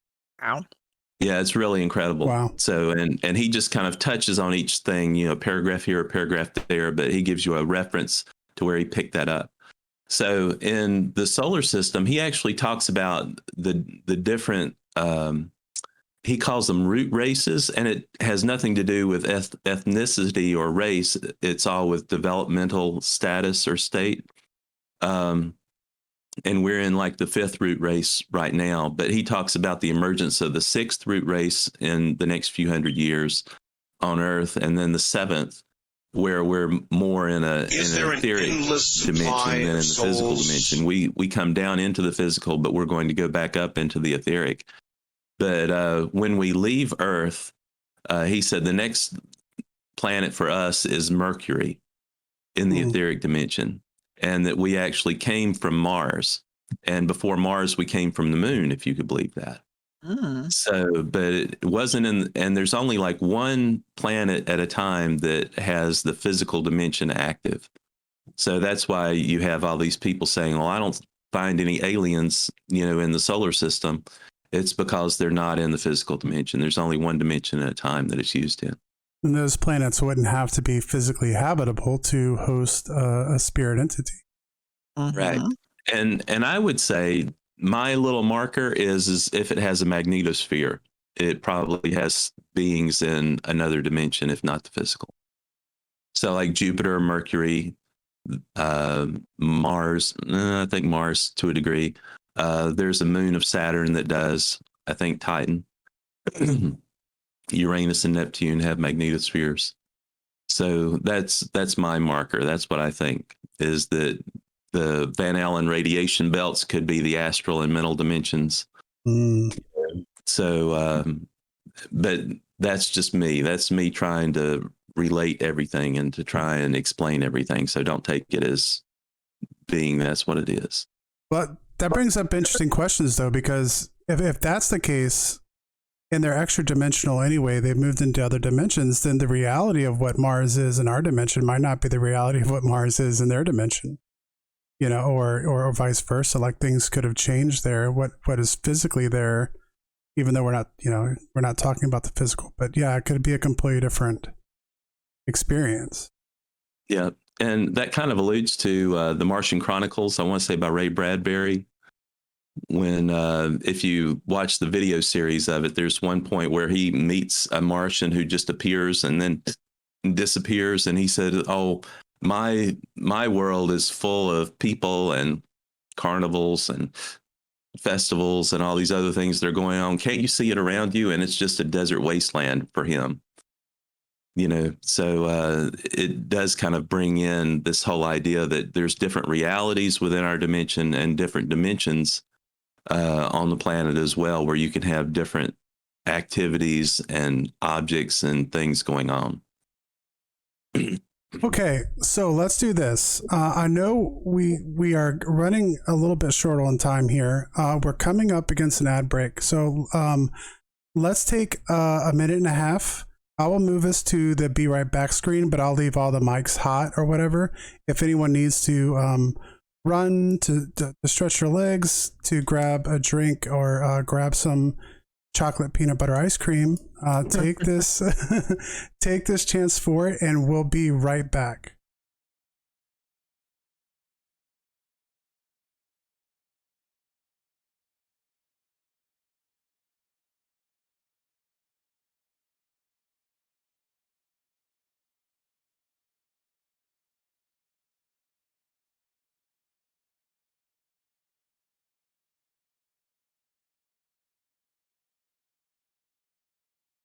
So I think there's a million things like I talked about. Do you have any? There's a lot of stuff I want to talk about. Some of it we might not be able to get to. I wanted to make sure that we got to chat's questions. There was one that Keisha had earlier. She said she was watching Donna Eden discuss using the body's energy and meridians to heal themselves, which goes into what you were just talking about with healing. She would like to know what your thoughts about were your thoughts on body meridians. Meridians. I'm going to bring up something. And can I share my screen? Is that possible? I don't think that's possible for us one. Okay. All right. It's something with my book. I talk about 5 different categories of healing, and the physical is one, with medicine, and the suggestive with the placebo effect and some other things. Energetic is with Reiki. Vibrational is another type, and then intentional is where you have intercessory prayer and asking non-physical beings to heal. And I want to say non-physical beings can heal because they have that full power of those abilities to where they can make those changes in our bodies, our physical bodies. So intercessory prayer and asking higher level beings to heal as well would actually have a real impact. As far as the meridians, I don't know a lot about that. I know it's part of the Chinese medicine system. I've moved energy through my meridians. Actually, have not really knowing the individual meridian points or whatever. I know the acupressure point for my hand for a migraine headache or whatever. I've used that a few times, but and I've actually moved energy up and down my body using the meridians, but I don't know the details of it, or acupressure or acupuncture. If that is an answer, it sounds more like a pun. Okay. Yeah. Hopefully that helped answered what you were asking there, Keisha. Linguist just asked another question, which was, what would be an explanation to deja vu, if there's any that you can think of?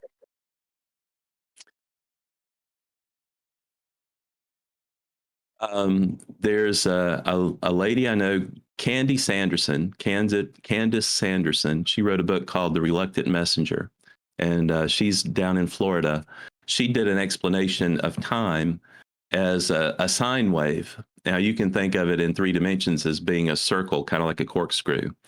But we are at a point on that sine wave with our consciousness. But when you expand your consciousness, you can touch other lines either before or after. And that's an explanation for, reliving things or living things before they happen. She did a very good explanation of it in her book, The Reluctant Messenger. But if you expand your consciousness, you can touch past time or future time as well. And that's how you might experience it as deja vu.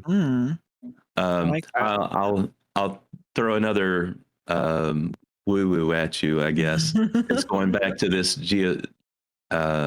geometric thought experiment, where I said the cube, the square, the line, and whatever.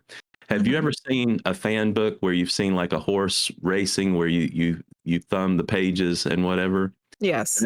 That's taking a 2-dimensional form, and by each page being a different point in time, you're giving it a 3-dimensional ability. Yes. So with time, you can go potentially up a dimension when you incorporate time, whereas something that didn't have time couldn't go up, like a line couldn't be a square.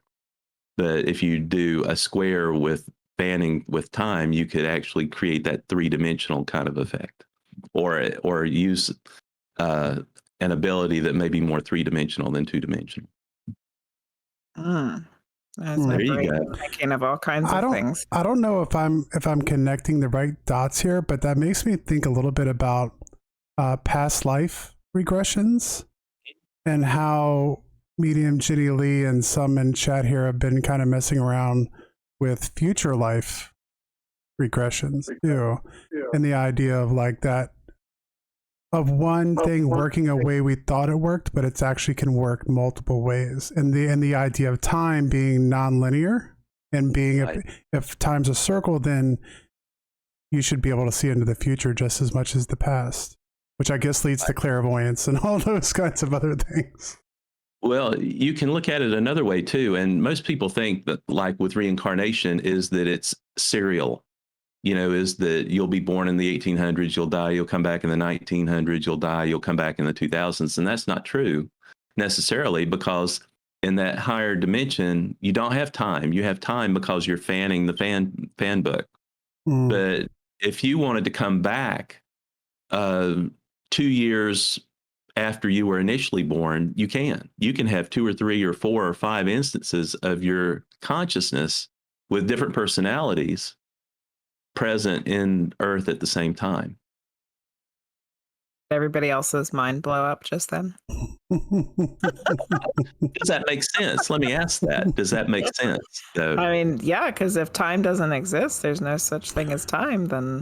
It doesn't take a whole lot to blow my mind, Mark. So just the idea that time being related to gravity and the fact that the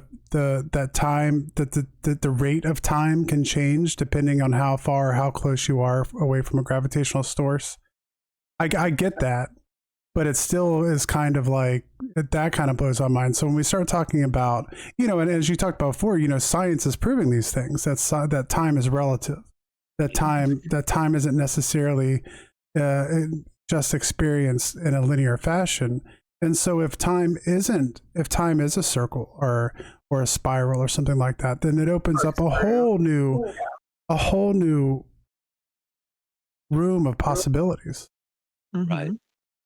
And if you remember that when I talked about this physics formula of the standing wave vibrations on a string and the square root, where I talked about that ratio of density and tension, and said tension was time, is that in different dimensions, time can be faster than in other ones.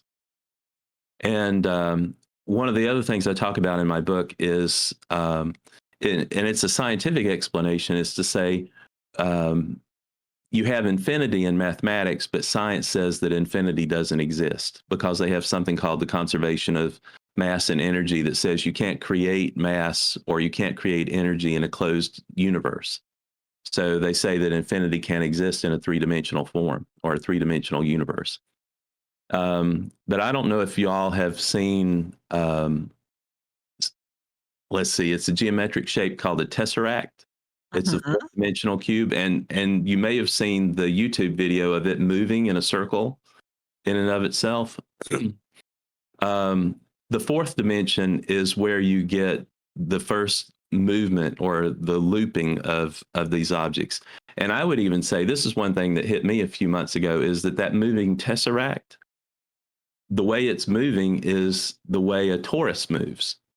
And a torus is a donut. So you can have that donut turning inside and out, just like you have that tesseract, the small cube turning into the big cube, into the small cube. So I'm looking at that now. You got my curiosity. Yeah. So you have, has anybody, have people in chat seen this before? I can put this in Discord. Yeah. And I want to say, very odd. I want to say Jason Heiss, a guy in Europe or in England, did that in 2007, but it's been replayed. That's probably one of the most popular GIFs on the internet. A lot of people have seen that. But I was going to say, you can explain the existence of infinity if you say that there's 4 spatial dimensions, and use this whole idea of a tesseract, is that you have whole number infinity that goes out to, a large infinity, and you have fractional infinity that keeps getting smaller and smaller and smaller and goes out to infinity as well. But in my book, I say that in the fourth dimension, those 2 infinities can actually join up with each other and create a loop. And I say that fourth dimension is the dimension of scale. So when you have subatomic particles, you have cells in your body, you have, microscopic animals and plants, those are lives and civilizations and realities in and of themselves. So just like you have it at the very small, you could have it at the very large, at the planets in the solar system, the galaxy, the supercluster, the universe level. You can have all that, but where do you have the point? And there's a illustration called the cosmic Ouroboros, the snake that's eating its tail. Is where does the snake eat its tail? And I say that's where you have black holes. You have black holes in the universe around galaxies and a universe galaxy. And then you have theoretical white holes that supposedly is where the matter from the black hole comes back out. And they say that's theoretical, but I say we've been studying it for years now, and it's the Big Bang. The Big Bang is an example of a white hole. Which would be the snake eating its tail. So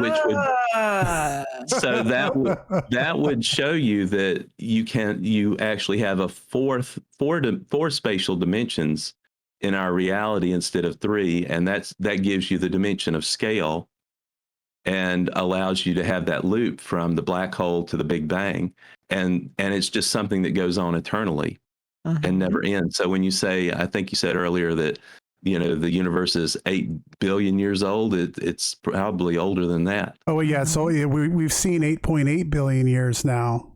We saw a galaxy that was 8.8 billion light years away. I think out of maybe 30s. I'm not sure of the number, but that's interesting, because then that would mean that the light and mass that was being enveloped by a black hole now and going over the point of no return there could then be spewing out however billions of years ago in the Big Bang, right back to the beginning of time. Yeah. Well, what we know is the beginning of time. Which in the raw book, the way that they explain it is like there's these 8 octaves, and we're working our way up through the 8 octaves. But then when we get to the 8th one, we start all over again. So it's like that would be that snake eating its tail again. Yeah, and just the growth in scale, that's like Mandelbrot fractals, and that at each level you have a repeat. It's just larger and smaller, but there's no such thing as size. And, you may have somebody say, I saw a spiritual being that was 12 feet tall. Well, that spirit being could be 6 inches tall too. We could be microscopic when viewed at another level of reality. Yeah. Relative. Yeah. So size is meaningless. Mm-hmm. And I think that was something they talked about in Men in Black, where there was this universe around this cat's neck, or whatever. Mm-hmm. So size is meaningless. And I would say too, that would help people who may feel like they have beings that come at night, is that size is irrelevant. Size is just something that is there to scare you because you have a fear of the unknown. But they could be just as teeny tiny as they are large. And if you say that, it's not going to bother me, whatever size they are, then it won't have the same impact on you. Mm. Yeah. Oh, and let me say all these things where you're sitting there going, I've been through all this stuff too. I've had my mind blown for 6 years when I've been doing all this stuff. And I can't tell you how many times I had to put the pen down, put the keyboard down, and go back and just say, oh my gosh. Yes. And it's just when you realize the implications to all these things that, are going on. I'm just rattling them all off. But that's stuff that's happened over 2, 3, 4, 5 years that I've collected. But yeah, I've had my mind blown so many times. I'm enjoying blowing yours. Well, and this brings up kind of going back into religion now. I know for the Norse, they have the entity of Jorgmunder, with a serpent that encompasses the earth that's eating its tail.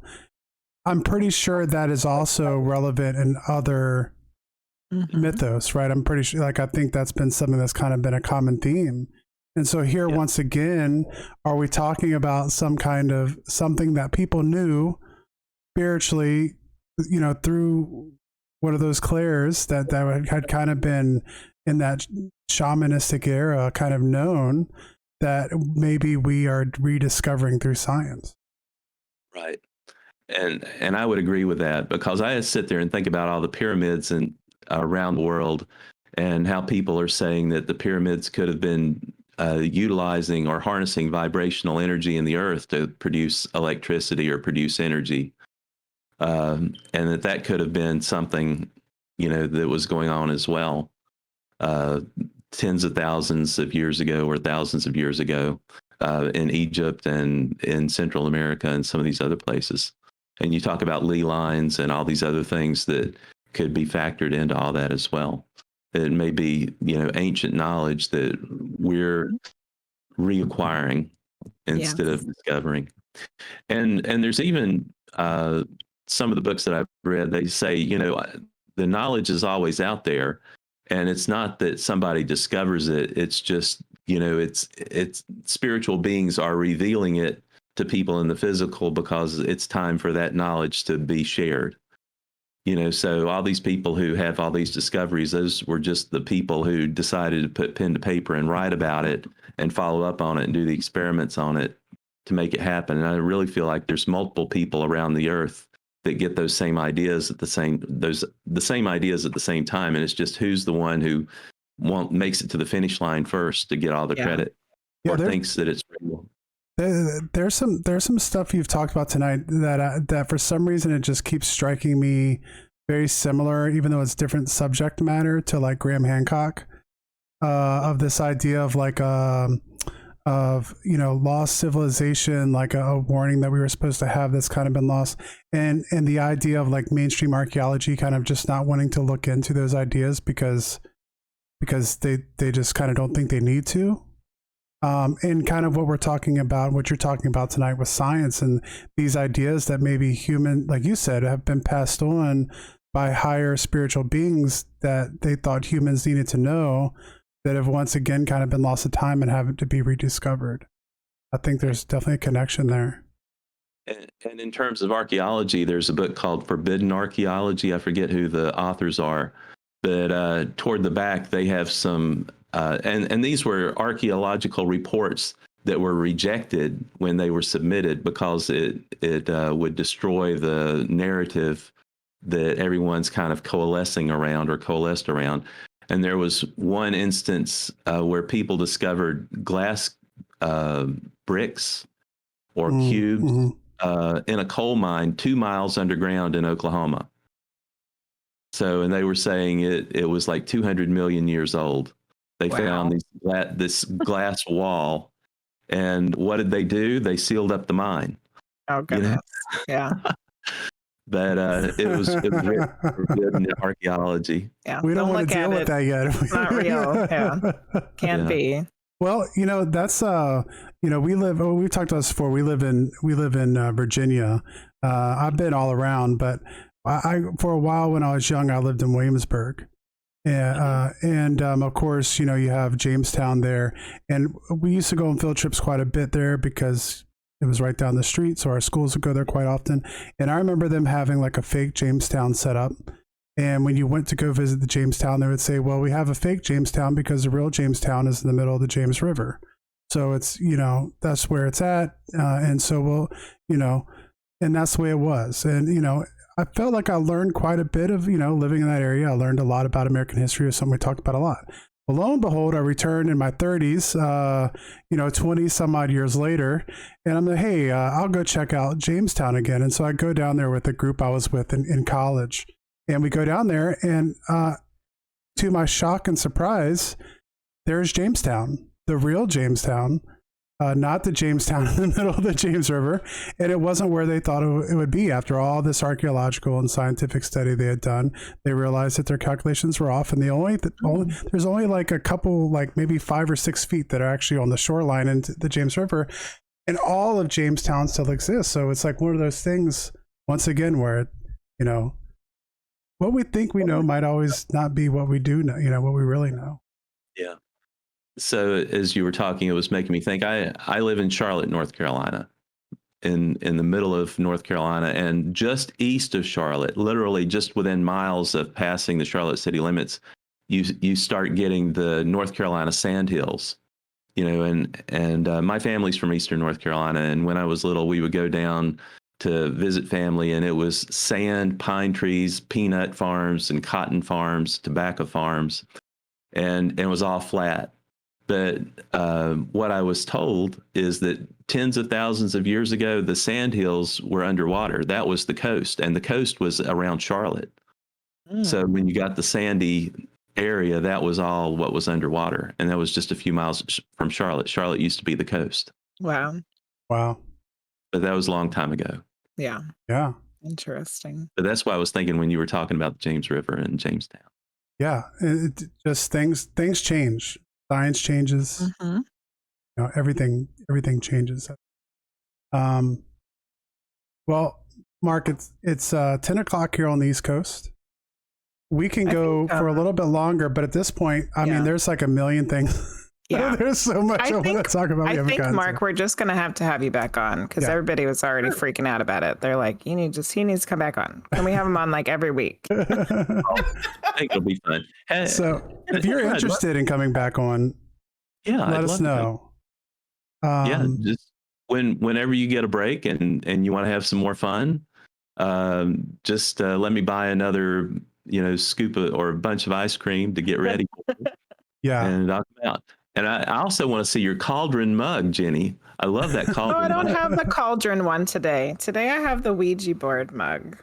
Yeah, I always thought your cauldron mug was cool. I like that one too. Yeah. So there was a couple of questions. Yeah, let's get to a couple of those. We should try to get to before we end. Yeah, so real quick before we do that. Let's go over because everyone in chat is excited about a return here. So everyone needs to go buy the book. And start reading it, and you can come in here with some more questions. For sure. So we got the link to Amazon. Do we have anything we want to plug for the podcast version of this, like the actual websites that we want to give out? I've got his website linked and Amazon linked. And then we also, Mark is part of a group of people called the Consciousness Cafe, and they have a YouTube. Do you want to tell us a little bit about that? Sure. The Consciousness Cafe started in Charlotte in 2009. And during the COVID epidemic, we went on Zoom and turned it into something that's become quasi-international. So we have people from Mexico, from Canada, British Columbia, West Coast, East Coast. We've had people presenting from Spain and from Europe. So it's become a big group. And we talk about a lot of the things that I talked about tonight. You know, it's the reality of the metaphysics, different aspects of it, and to try and help people with their spiritual journey. So that's what it is. We have a website. It's consciousness-cafe.com. We have a YouTube channel. It's at The Consciousness Cafe with a V.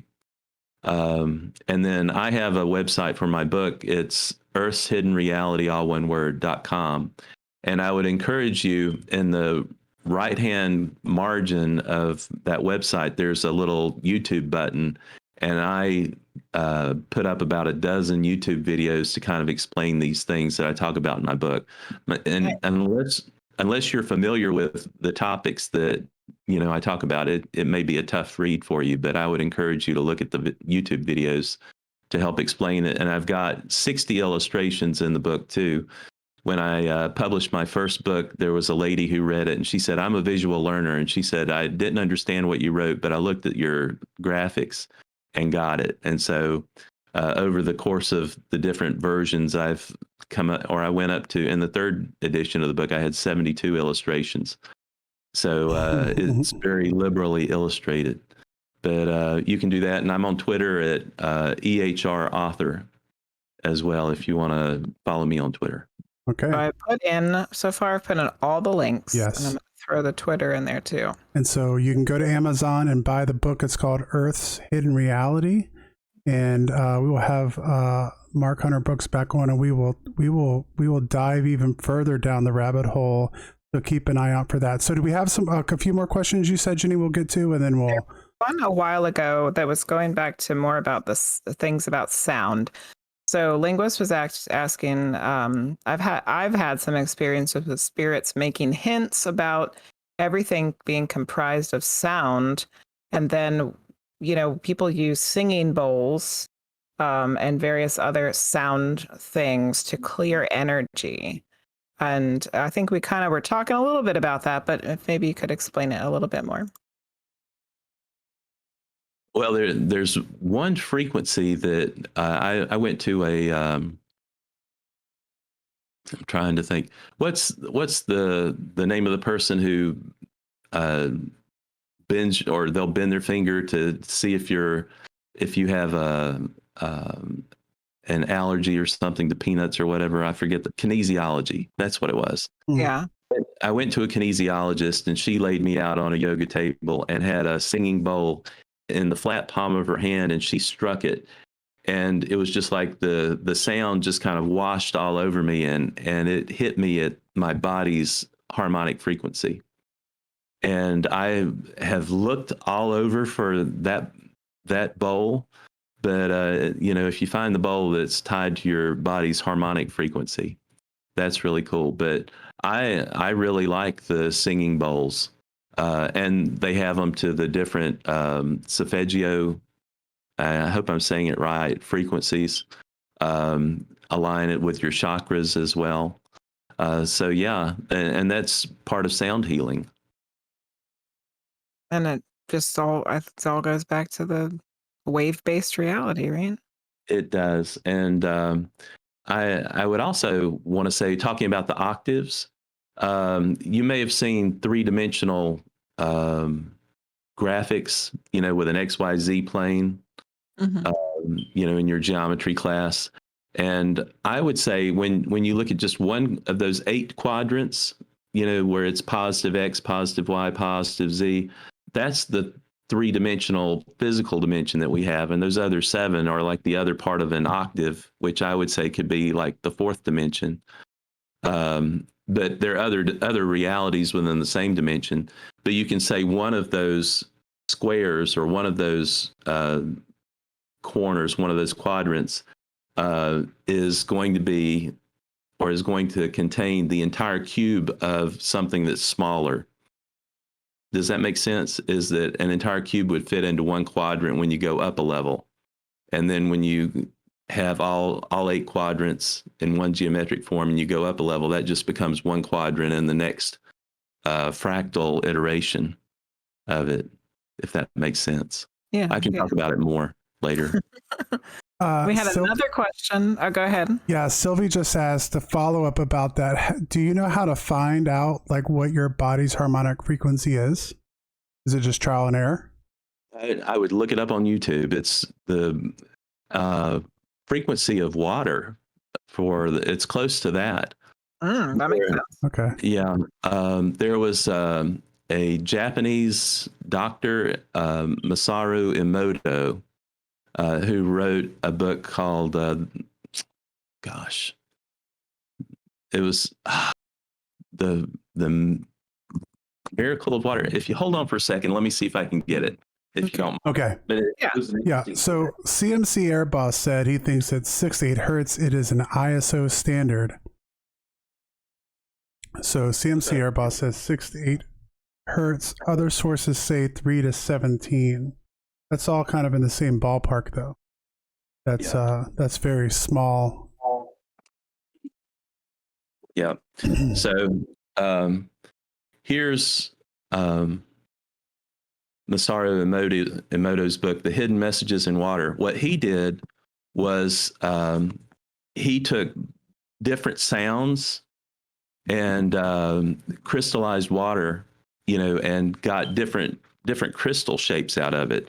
And he would get these beautiful crystal shapes when he used beautiful things or talked about positive things, and he would get these really awful shapes when he did the opposite of it. And he actually did an experiment with Japanese school children where they had 3 columns of water, and they put rice and water in these 3 columns. And around one, they taped words that said, "You're beautiful, you're lovely, I love you," and all this stuff. Around the other one, they said, "I hate you, you're ugly, this is awful." And the third one was the control that they didn't do anything to. And they waited a few weeks. Every day they would say positive things to one column of rice and water and negative things to the other column, and didn't do anything to the third column. And after a few weeks, the positive column of rice and water had sprouted and it had a pleasant aroma. The negative column of rice and water had rotted. And the control column, which they did nothing to, they totally ignored, rotted earlier than the one that they said negatives to. Oh, wow. Oh, that's interesting. That's interesting. That was a curveball. Yeah. Yeah. Yeah. So the upshot of this is be careful what you say to people. Yeah. Because you're 70% water, and that water is going to hold on to these things that, people tell you, if not from your mental standpoint, but from just a physical standpoint of water. So it's a cautionary tale, but also an encouraging tale.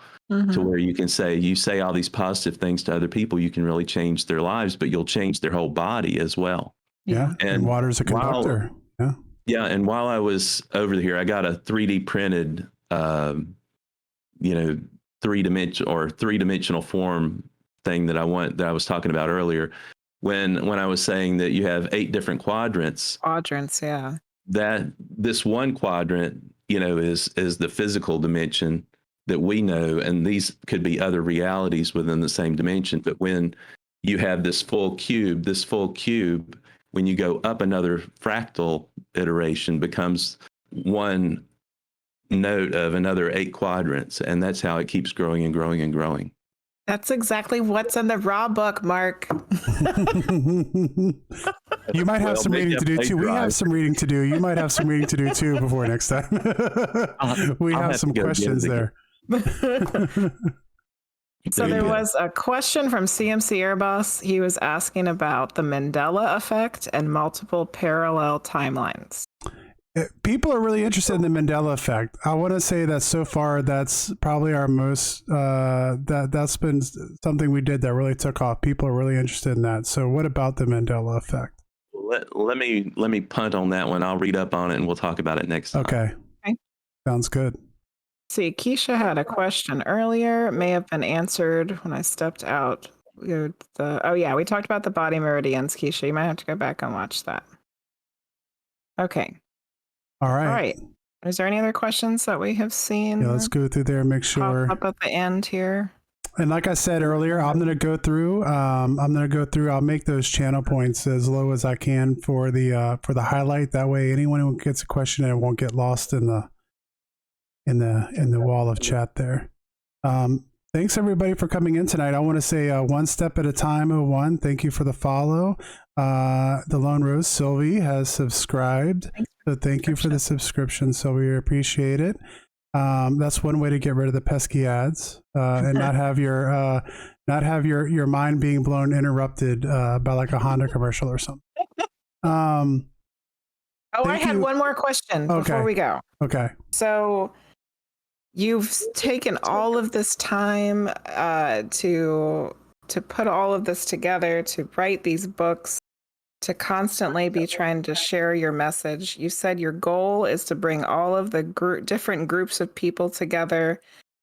Do you feel like this is like a drive or a pull for yourself personally, that it's like a necessity that you have to get this out there so that people can come together? Yes, absolutely. And it's been driving me for the last 6 years. I feel like my mission is going to be more on the scientific side, to actually encourage people to do these experiments and move the needle. And I'm looking at like a 20 to 30 year timeline for the actual change in worldviews to happen. But I think it's got to start with science. Science has to be a big part of it. And they're so resistant right now. And I've actually found that a lot of the faith communities are very resistant to this as well, because they've gotten the crap beat out of them for so many years and decades that they're very reluctant to give up on their faith. Even if I say I can prove that it's true or show that it's true, they don't want to give up on it, because it would almost destroy what they would feel like it would destroy what they believe. So there's a long road to go, but it's got to go through science to get it done. That's a slippery slope there. Yeah. Okay. But thanks for that question. Excellent. Well, thank you for being on. I look forward to the next time. I'll be feel free to stay in contact, and I'm sure I'm really looking forward to talking more, because I mean, we're 2 hours into this and I feel like we haven't even broken through the surface. So yeah, that sounds absolutely wonderful. So once again, everybody, Amazon, go to Amazon, buy the book. We'll talk about it down the road. So what do we have coming up? Tomorrow night is Friday night. And so that's Medium Jenny Lee stream on Medium Jenny Lee on Twitch. So if you haven't been there, I think most of us have, give a follow, go there.